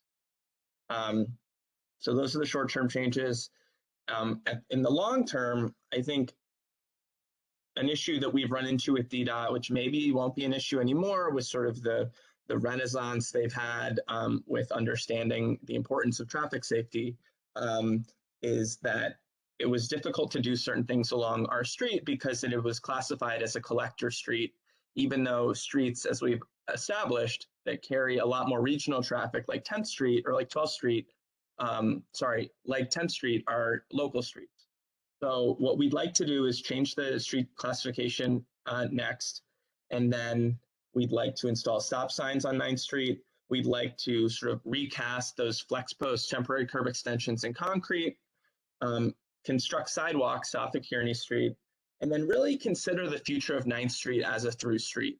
We really have to think as a commission, is this a street that people need to be able to drive from top to bottom on, given that, as we've said, it really just duplicates the connectivity benefits of 10th Street. Would we be better off with a 9th Street that people can't drive all the way through, but can safely and comfortably walk and bike down to provide other options for connectivity to the Franklin Street Bridge, to this Reed Street project that we just discussed, to provide sort of a comparable facility on the east side of the train tracks to what we hope the Capitol Crescent, the Metropolitan Branch Trail will be on the west side, on the east side of the train tracks, rather. So that's sort of what we're thinking. I guess at this point, it's Commissioner Amin, it's kind of up in the air what the next steps are for this, given that DDOT has really changed the process. But I think the people that I've been talking to along 9th Street, along Lawrence, along Kearney in this area, people with young families like myself, would really appreciate some very sort of expeditious action on making 9th Street a street people can comfortably and walk along and drive along and bike along. So thank you all for your time. Yes, and Eli, I think you're asking the ANC to support these changes. And excuse me 1 second, Commissioner Amin. Could you disable the chat? Sir. Yeah. I just want to say, whoever's in the chat box under concerned citizen, there was one person that was in the chat box under concern. Now we have two. And the second person is being very disrespectful. We have two concerned citizens, and the second concerned citizen is being very disrespectful. This is a business meeting. Whether you agree with something that someone has said, whether or not you like it or not, please do not re-sign in as the same person to try to discredit someone. It is very, very, very disrespectful. Thank you so much. Excuse me, I'm talking. If you are unable to control yourselves, I will turn off the chat, because this is not why we're here. And I would appreciate if everyone would please mute their devices and stop taking this platform as your personal platform. It's very disrespectful. Thank you, Commissioner. Commissioner I was just Amin, gonna say you have I the floor, ejected that sir. person, so I will be on the lookout and will also eject anyone else that Commissioner is doing. Amin, It's the same two thing. people. It's not just one person. It's two people. Someone So I else only is removed the signed person in. that was obviously trolling and saying if horrible you're not things. guilty, be quiet and listen to the chair and obey, and things will go better. It's crazy. What I'm asking is to please stop with the chatting. If you cannot do that, I will turn off the chat for everyone. Because it's disrespectful. And I will not have that during our meeting. Thank you. Commissioner Amin, you can go ahead and proceed. Yeah, thank you very much, Madam Chair. So the next step where we are right now, and again, I agree with what was the good stuff in the chat, Eli. That was a great presentation, but again, I'm sure that there were several people that we had meetings about this, and several people also had input on this. So kudos to the team and also to everybody who's been working on this up into this date over the years. So I had a very productive meeting with DDOT today about 9th Street as well as some other things, and we're going to move forward with a new TSI for this particular street that will require the Vision Zero team and the safety team to come out. On this street, we're going to ask for everything. We're going to ask for every possible thing that we could get. So that would include Eli's presentation, as well as, and we're not going to even wait for phase 2 for the sidewalks, considering the current environment. We may be able to get those earlier. So it will be curb extensions, hard right turns, sidewalk, streetscaping, all the works, and speed humps, stop signs, but that determination is made by the safety team and DDOT. But something that we just really have to be aware of, like all of these changes, all of these solutions that we're seeking, some of them only work, and most of them will only work with enforcement from MPD.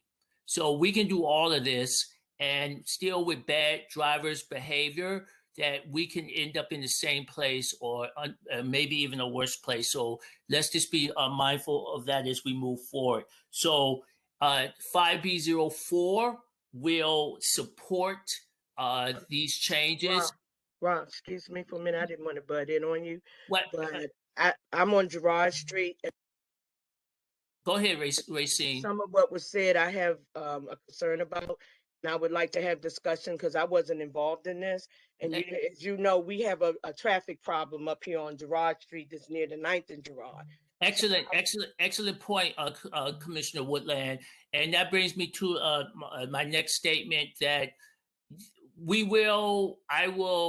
I'm open for your comments and concerns about this proposal and 9th Street. So again, one thing, this is the most impacted group that worked on this. And you may know that I usually work from the most impacted out into the broader community when I'm doing engagement. So there will be opportunities for all the community to weigh in starting now. You can weigh in through email or, phone calls, catch me walking the dogs, whatever works. Put Eli in touch with me, and we can talk from there. Don't worry, we're going to schedule a meeting, Commissioner. Okay. We're going to schedule a meeting, and because there's going to be other meetings, and 2 of our top goals in 5B04 will be this year will be Reed Street and 9th Street. So, and I'm going to leave it there. We're going to support it with a letter of support. And if my fellow commissioners would like to extend their support to that letter of support, this with a nod or a signature, is greatly welcome. But 5B04 will move forward with a letter of support, commission, and not with a resolution on this. Thank you very much for the time, Madam Chair. A letter of support there's no need for me to talk if you do a letter of support today. No, it's not. It's not gonna. It's not gonna be the day. These. We're gonna put it forward, Commissioner. Don't worry. We're gonna engage because you're not the only one. I have other people and right off of your street too. So you have time for input as always, and you know you have a direct line to me. So don't even worry about it. Thank you, Commissioner. I mean, Commissioner Carley, do we have your guest for Breast Cancer Awareness Month?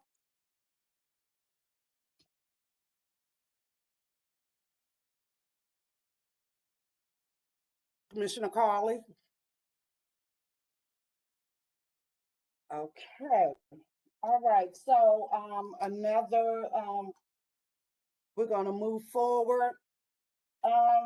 Also, according to our bylaws, the chairperson, I wanted to mention this evening because of all of the confusion that we seem to have during our meetings and the point of order when we do have meetings. So when our office that was held in the trailer behind the school off of 14th Street caught on fire, we switched to the office that we have now. Because we didn't have one centralized meeting location, we were switching locations to accommodate each commissioner in their single member district area. So we had those commissioners to host the meetings. That was not a part of the protocol, but those were some changes we made to accommodate everyone so they could participate. As you guys know, for the past year or so, we have been doing our meetings virtually. So we will not be having host commissioners. As in our bylaws, the chairperson convenes all of the meetings. So we will be going back to that since we are meeting virtually. As you noticed, our host commissioner for this month was supposed to be Commissioner Carley. And as you have seen, she has not hosted this meeting because we're going back to the standard operating procedures of meetings. So again, ANC 5B will not have host commissioners as of this meeting, and the chairperson will convene over all of the meetings. That's not to say that the commissioners will not have input as to what speakers they would like to present. As stated, we will be discussing those presenters for that upcoming monthly meeting at our COW, and we will prepare an agenda from there. I'm going to go back to Commissioner Carley. Is your guest here? Okay. So we will move on to community concerns. We have about a few minutes to go through that, so we can go ahead and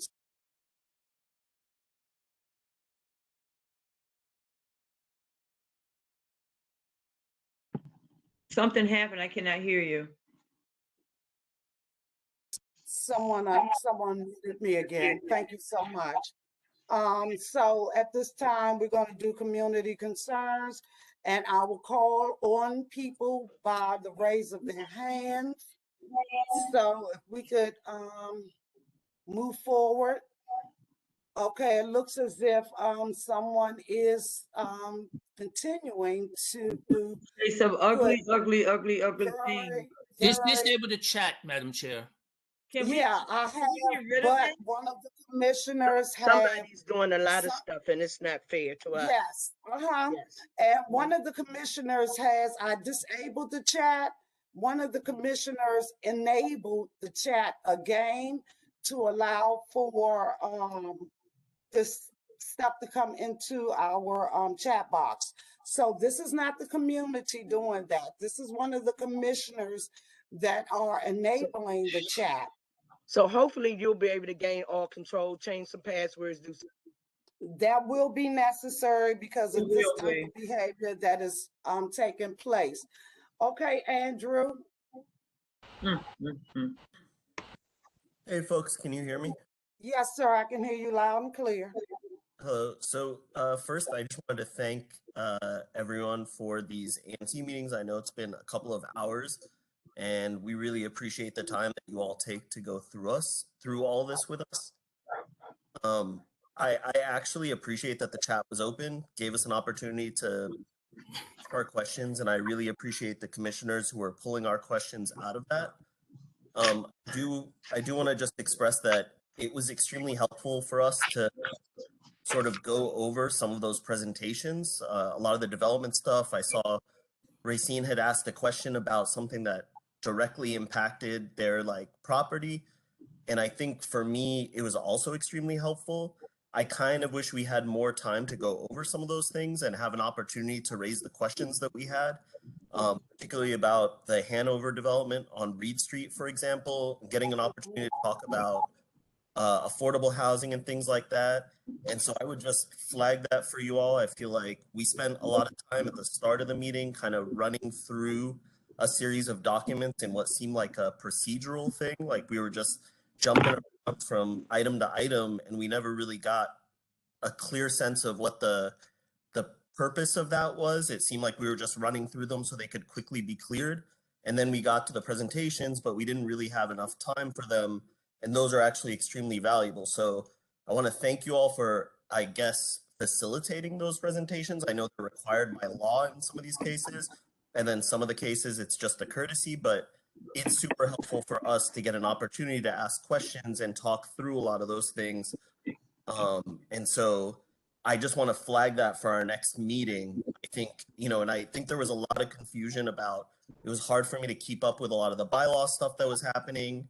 Some of the language in there, I had flagged in the chat, just asking if you all had run them by lawyers, because it seemed like that language might open you all up to a lot of problems. So, and I feel like we didn't really get to engage in any of that or talk to you all. And I just want to, the only other thing I would say is, I know that there was, in the interest of time, we were rushing through stuff, but these conversations where all of Ward 5 are talking to each other, like all of us in Ward 5, in ANC 5B are chatting with each other, is extremely helpful to us, rather than having to send our comments to a commissioner to have them facilitate our voices. I mean, we really want to be able to speak to you all openly.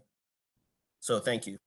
I thank you so much for your comments. And as you said, time needs to be allotted. And I believe that a 2-hour community meeting is not enough time for you to be able to engage and get all of the information that you need. And that's why you have single member district commissioners. Especially, I appreciate the gentleman that was talking about the Reed Street development, because you have several meetings. It's not comprised of just one meeting. And as you engage the community, that is the platform to ask as many questions as you want, because that is the subject matter that you are speaking in reference to. And as you can see, the agenda is full of presentations when we have the monthly meeting.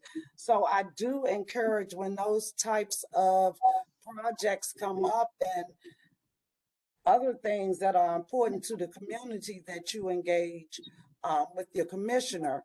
And that is what they bring back to us, to let us know. And we will have the presentations, but for those in-depth conversations, that's to be done at a single member district meeting.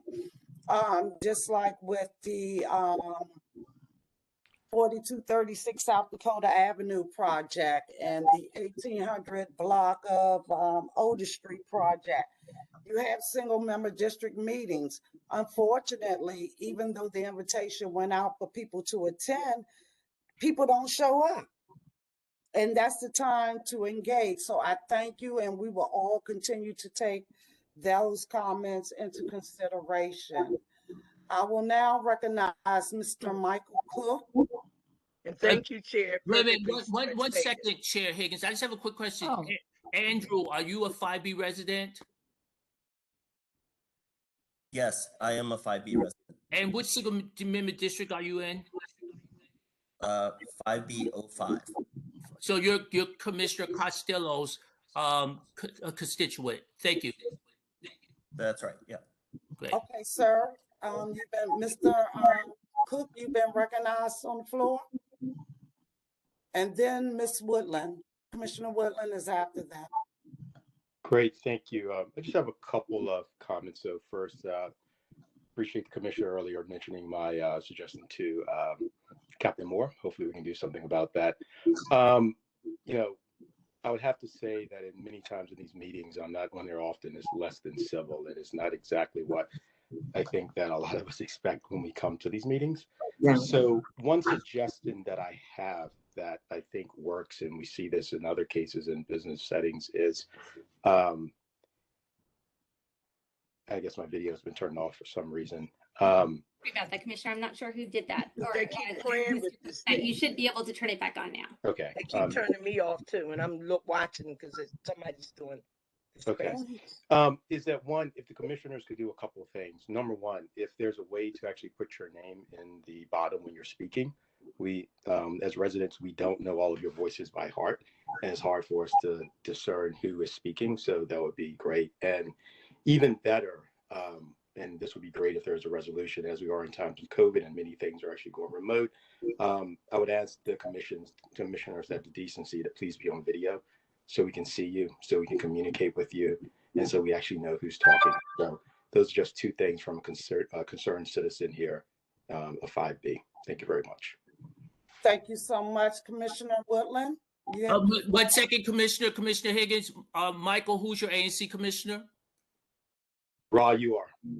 Exactly. So I am Michael's ANC commissioner, and also sometimes that we turn off our cameras and or mute our mics in order to, especially when we have a lot of things open.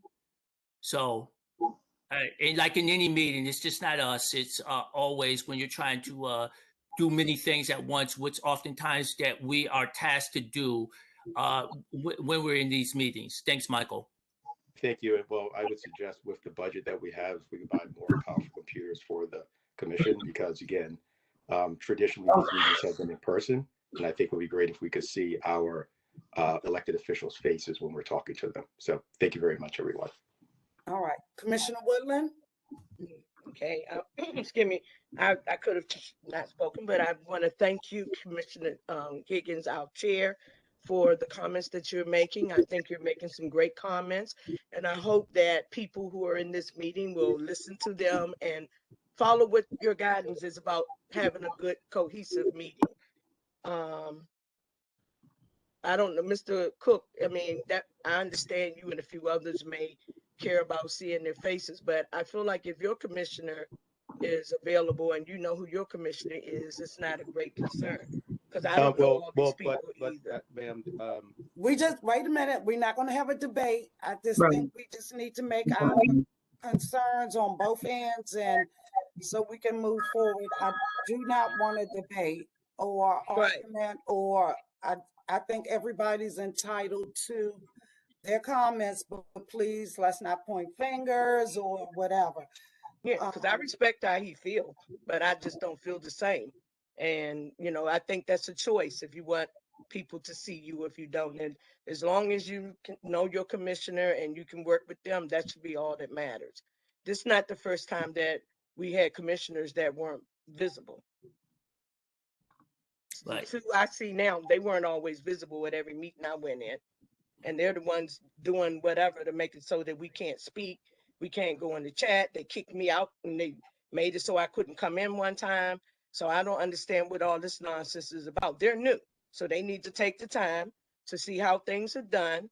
And then they can make decisions and make comments. Hi, since we're all just interrupting other people, then could I say that I disagree with Ms. Woodland because she interrupted to state that she disagreed with the previous speaker. The chair.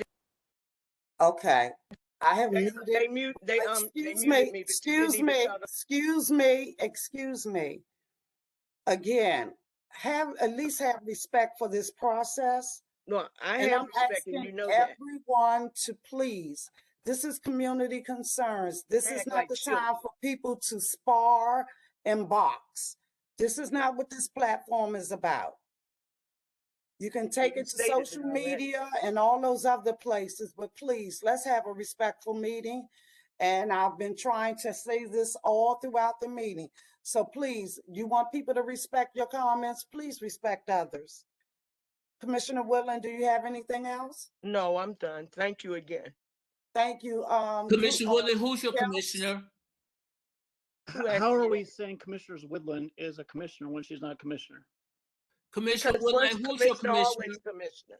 That's the way that go. What you say? Who's your commissioner? My commissioner. Who's asking me that? Ra. Okay, you are Ra Amin. Right, just for the record, Commissioner.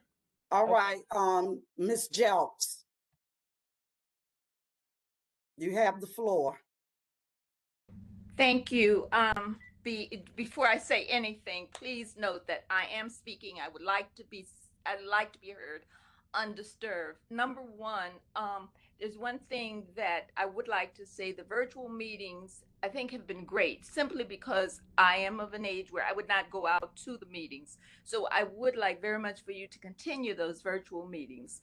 Number two, there's something that really did concern me about the AT&T presentation, and my commissioner, Costello, for Commissioner Amin, I'm identifying her now, did not get a chance to ask my question as to whether or not AT&T was leasing the pole from the district, and if so, how is this going to benefit us, 5B? That was one of the things, because I thought I read somewhere some time ago that if these these companies leased these poles from the district was getting a certain amount of money, and it wasn't small change. So how is this going to benefit us? The third thing is that, Madam Chair, I agree with what you said. Let's be civil with each other. We are adults. We are professional. I would like to see us being civil, because I spent a lot of time when I could be doing something else, but I want to go through the entire meeting so I can be well informed about what's going on in my district. And that's all I have to say. Thank you. Mr. Sampson, are you still on the line? Okay, so if I get Ms. Jelks, if I can get your information, or I can reach out to you, or if you can send me an email, I will get that information so I can respond accordingly, okay? This is about the AT&T? Yes, ma'am. Okay, I think that if I'm not mistaken, a couple of constituents in Colleen Costello's single member district wanted to have that information. And I would like to be quite respectful to all of you. And if you could give her that information, she could get it to us when she has her single member district meeting. That would help. And also, if you could get it to the other ANC commissioners, where they would know, because if as I said, if they're going to give the district some money, then all of us should benefit. Wouldn't you agree? I agree, and that information was sent out to all of the commissioners prior to presentations. They get the presentations as well. Okay, so but did they let you know that they were leasing it though? No, just to flag, Commissioner, I didn't get the presentation. So if it was sent, I did not. Hold it. I remember I said, let me talk. Right. Okay, so what did you say now? So I'm going to reach out to Mr. Sampson, and when I get that information, I'll be glad to send it to everyone. Thank you. As we do with other presentations when we want people to vote. So yes, I will send that out. Okay. Thank you. And our commissioners will get that information to us. Yes. And then you guys will work to make sure that we reap the benefits from whatever it is. That's a ANC 5B02 property. So again, I get feedback from the people within the commission. Okay. And they give me feedback, and that information. Okay. And that information, I'm sorry for the interruption, but yeah, and then we go from there, because again, it starts with the single member district. They engage the community because they're the most directly affected. And then we send the information out to the full body. Okay. All right. Appreciate that. Thank you very so much. Okay. Brennan G. Thank you. I was just going to say one quick thing, Commissioner. You mentioned that we all got the AT&T presentation ahead of time. I just want to flag again, this might be an email issue, but I did not receive a presentation regarding AT&T. Okay, that was sent out a couple of months ago because they were initially supposed to present and we pushed it back. So I would be glad to send that information out again if you like. If you could, please. I don't seem to have this. And I definitely want to make sure my constituents know about it. Okay, thank you. Can I move Mr. Brennan G? You have the floor. Thank you. Hi. G, you had your hand up. Yes, can you hear me okay? Now I can hear you, yes. Okay, thank you very much, Commissioner. And I just wanted to thank all the commissioners for your time. I recognize this is a volunteer activity and I really appreciate your service. As a citizen who is doing my best to balance a number of priorities in my life, work, family, etc., I do my best to engage. However, there are times when I cannot keep up with all of the business of the ANC. And I found it a bit frustrating at the beginning of the meeting where the commissioners were arguing about what should or should not be explained to the constituents as it related to various items on the agenda. It would be very helpful to do something that I know many of us do in business and in our volunteer life otherwise, to just provide a baseline of what it is we are discussing. The budget was a good example of that type of conversation where there was a lengthy conversation about who should know what, when, why, and how.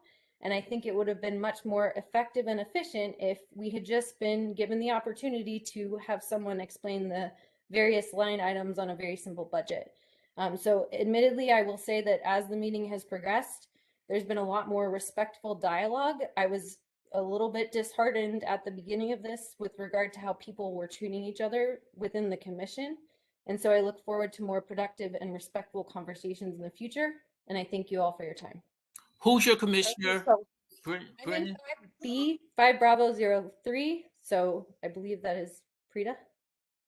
Thank you. Thank you so much. All right.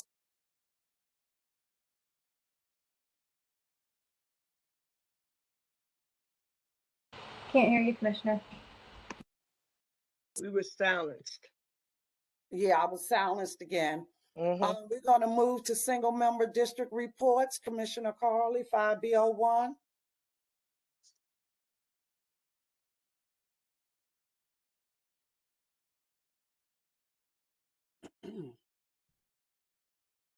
Okay, I'll come back to her. Our devices have been muted when the mics were open, so not sure what that's about. So we're going to move forward. I think I heard Gayle.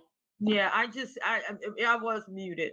I just want to say I am grateful, thankful, and look forward to us going back to the meeting where the chair is hosting a meeting. I think we need to put out the format for the meeting, that when you are, basically offered or given the floor, then that's your opportunity to talk. We don't just start blurting something out and start interrupting people just because, you just can't wait, for your turn.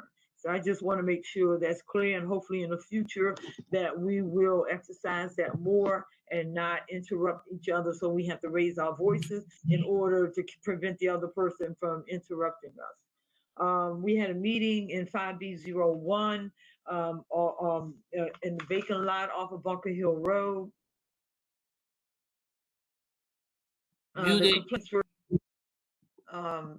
Can you hear me? Because I'm not muted.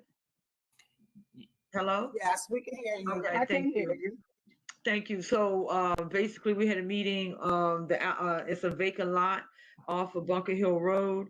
The owner is not living in the area, and one of the residents decided that they were going to allow one of their family members to use the lot to cage these pit bulls, and there's a van. And so we had a meeting out there last week, met the agencies out there. the owner who I, spoke with and tried to get him to become part of the meeting or invited him to the meeting, was not happy about the fact that we were meeting to discuss his lot.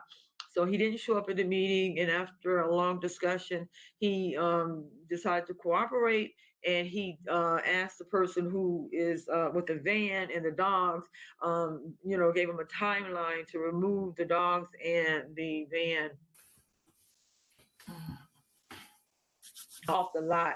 It need to be done, and so hopefully that will happen over hopefully by next week. We should be getting our speed humps installed on Shepherd Street, from my understanding, by November. So I look forward to that. I did send the 10 service requests to address the traffic concerns that we have in 5B01 to the mayor's office. It was 10. And so hopefully we will be able to get some actions or be proactive about what we requested. And I also read the letter that the director put out following the mayor's request to, try to expedite these concerns that the residents had across the district, basically. And so I asked DDOT to come to the meeting tonight to, kind of give some clarity on the letter, but she is sick. But she also said that they have not received any guidance on what, on how, well, as of November 1, supposedly they are supposed to take action. I think that's my 3 minutes. So anyway, don't forget the sock drive that I am hosting this year. We did not have the Thanksgiving dinners that we delivered to seniors shut-ins last year because of COVID. Hopefully it will return this year, and I will give some more information on that as soon as I have it. Thank you. Thank you, Commissioner. 5B02, Commissioner Higgins. Just a couple of things. We will be having a single member district meeting on Tuesday, November 9th, starting at 6 o'clock. Captain Moore pretty much talked about some of the things that were going on in terms of crime and incidents that happened on the Dwight Mosley complex and its surrounding areas. And I also wanted to thank one of my constituents, Mr. Rob Page. Mr. Page has been in the community for a number of years, maybe about 6 or 7, and he'll correct me if it's not correct. He's been in here 10 years, 10 years. It's 10 years. Thank you, Ms. Fleming. Mr. Page is very instrumental. He utilizes his stature in the community for taking note of things that are going on. I appreciate him sharing information in terms of the traffic safety assessments that need to take place. As we know, citizens actually report the traffic safety needs of that community by completing the application, and the single member district commissioner concurs. So he has had a long laundry list of items that obscuring signs, the trees obscuring the signs, and so mobility will be much better within the corridor on 18th Street. So I really wanted to thank him for sharing that and being proactive. And just like I had stated previously, we have been working with DDOT for a number of years. It didn't just start in the past 3 or 4 months. The community consistently has put in service requests, and I thank Ms. Tapp for confirming some of those requests because they're fairly old. And so therefore, just bringing that back to light and being able to move forward with that. And also, I wanted to again state that one of our pillars in the community, Pastor Elijah Sutton, passed away. His funeral services will be held on Thursday and Friday. Pastor Sutton opened his doors to the community. He fed the hungry. We conducted several youth development programs out of his church. He also utilized by giving back to the community and allowing people to park on the parking lot as they went to the subway station, and gave them transportation so they wouldn't have to walk the 1 block.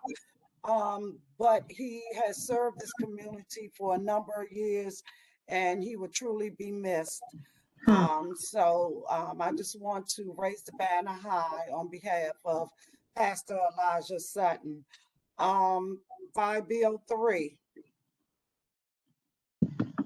Thank you, Commissioner. Thank you for everyone that is held out for this long, and I apologize that this wasn't the open forum that I know a lot of folks were expecting. Hopefully we'll be able to set aside more time on future calendars to do that.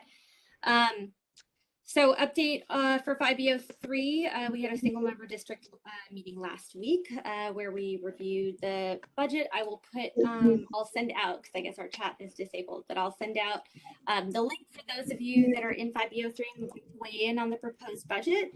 Happy to get that out to everyone.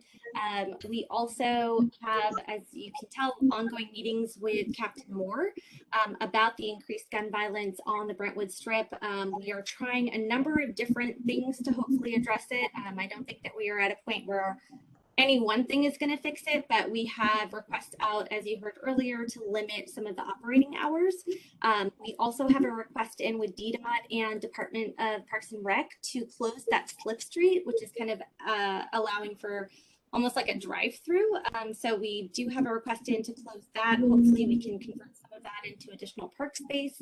And then we are continuing to work with members of the community, including the violence interrupters. It doesn't sound like we have official budget item for them, but there are some relationships that have been pending between the Saratoga crew and the Brentwood Manor crew. So hopefully we'll be able to continue to engage them on that as we go forward.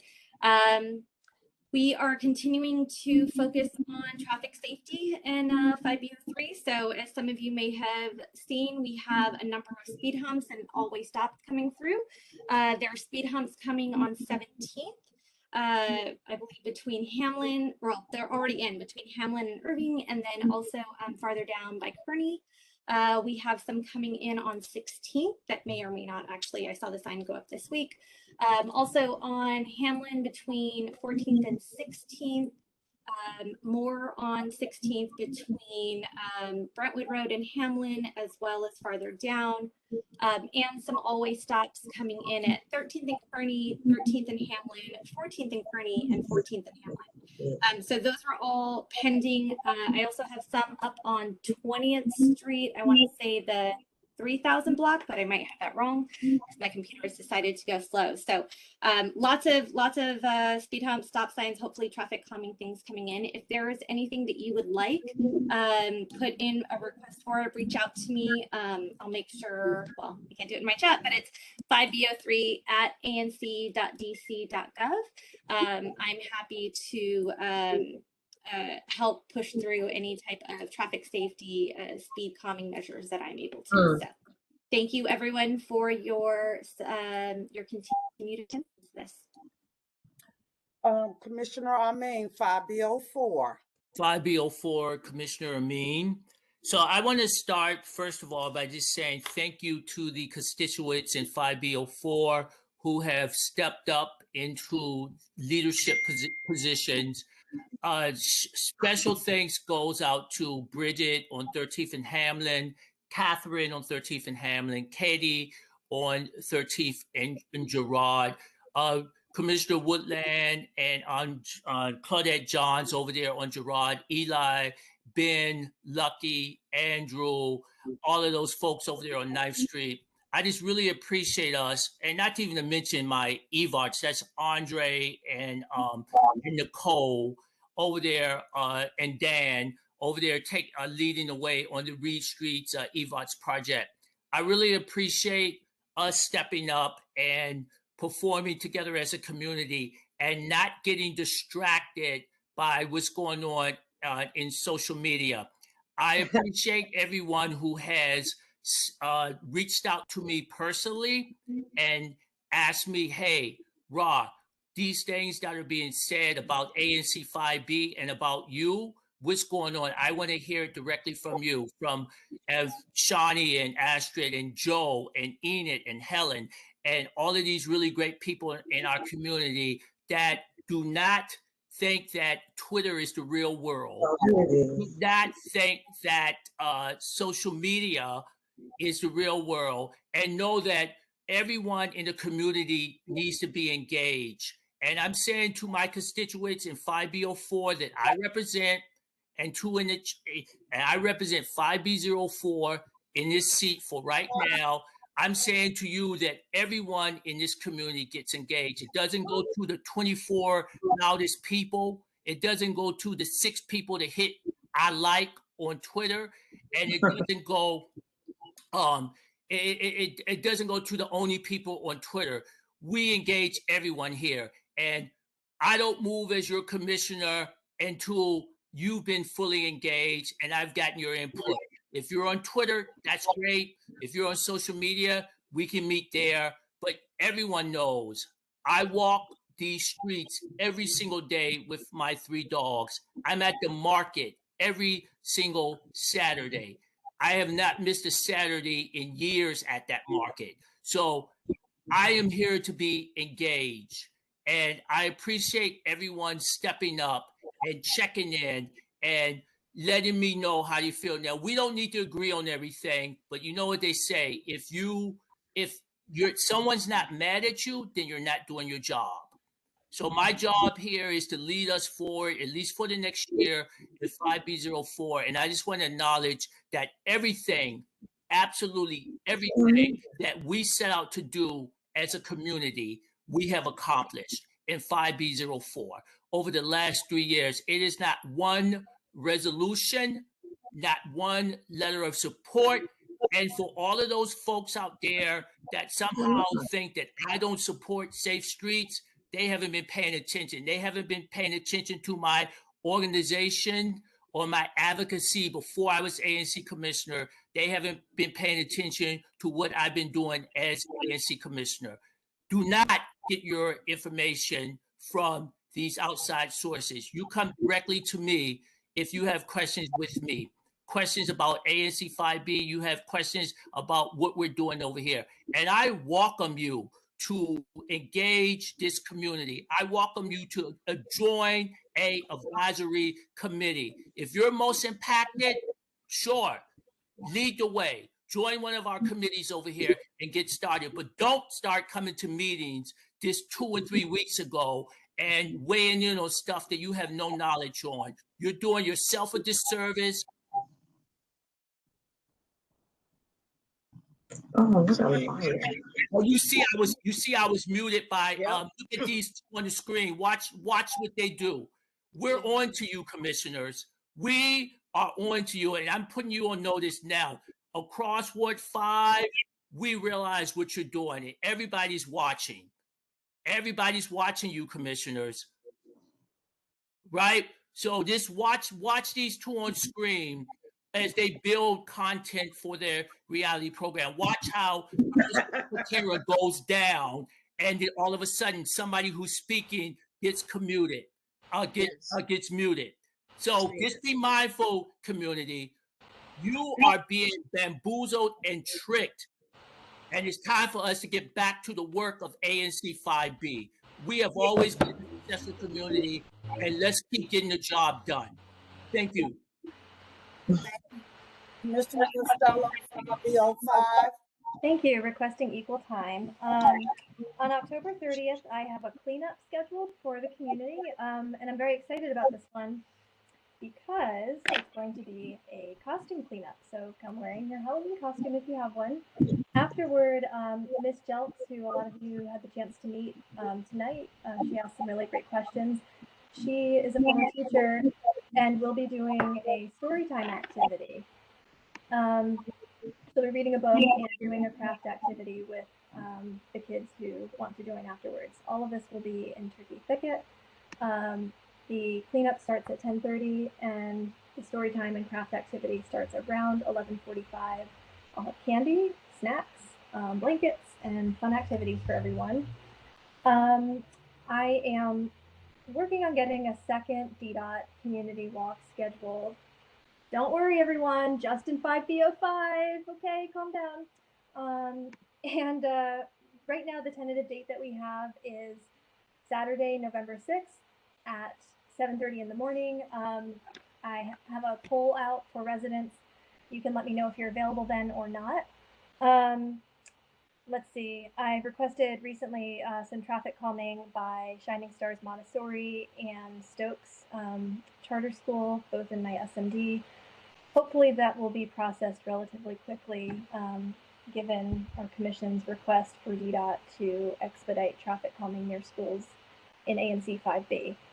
I think a lot of you, some of you at least, might have heard that there was a crash tonight at 10th and Michigan again. It looked like a pretty bad one. One of the cars had flipped onto its side. I'm guessing speeding was involved. So I'm going to be asking DDOT to put in automated traffic enforcement there, whether it's a speed camera or red light running camera. I think that will depend on what the most frequent problem is at that intersection, but we obviously need to do more.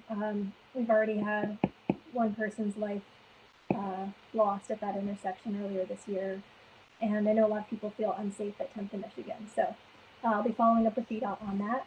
And let's see.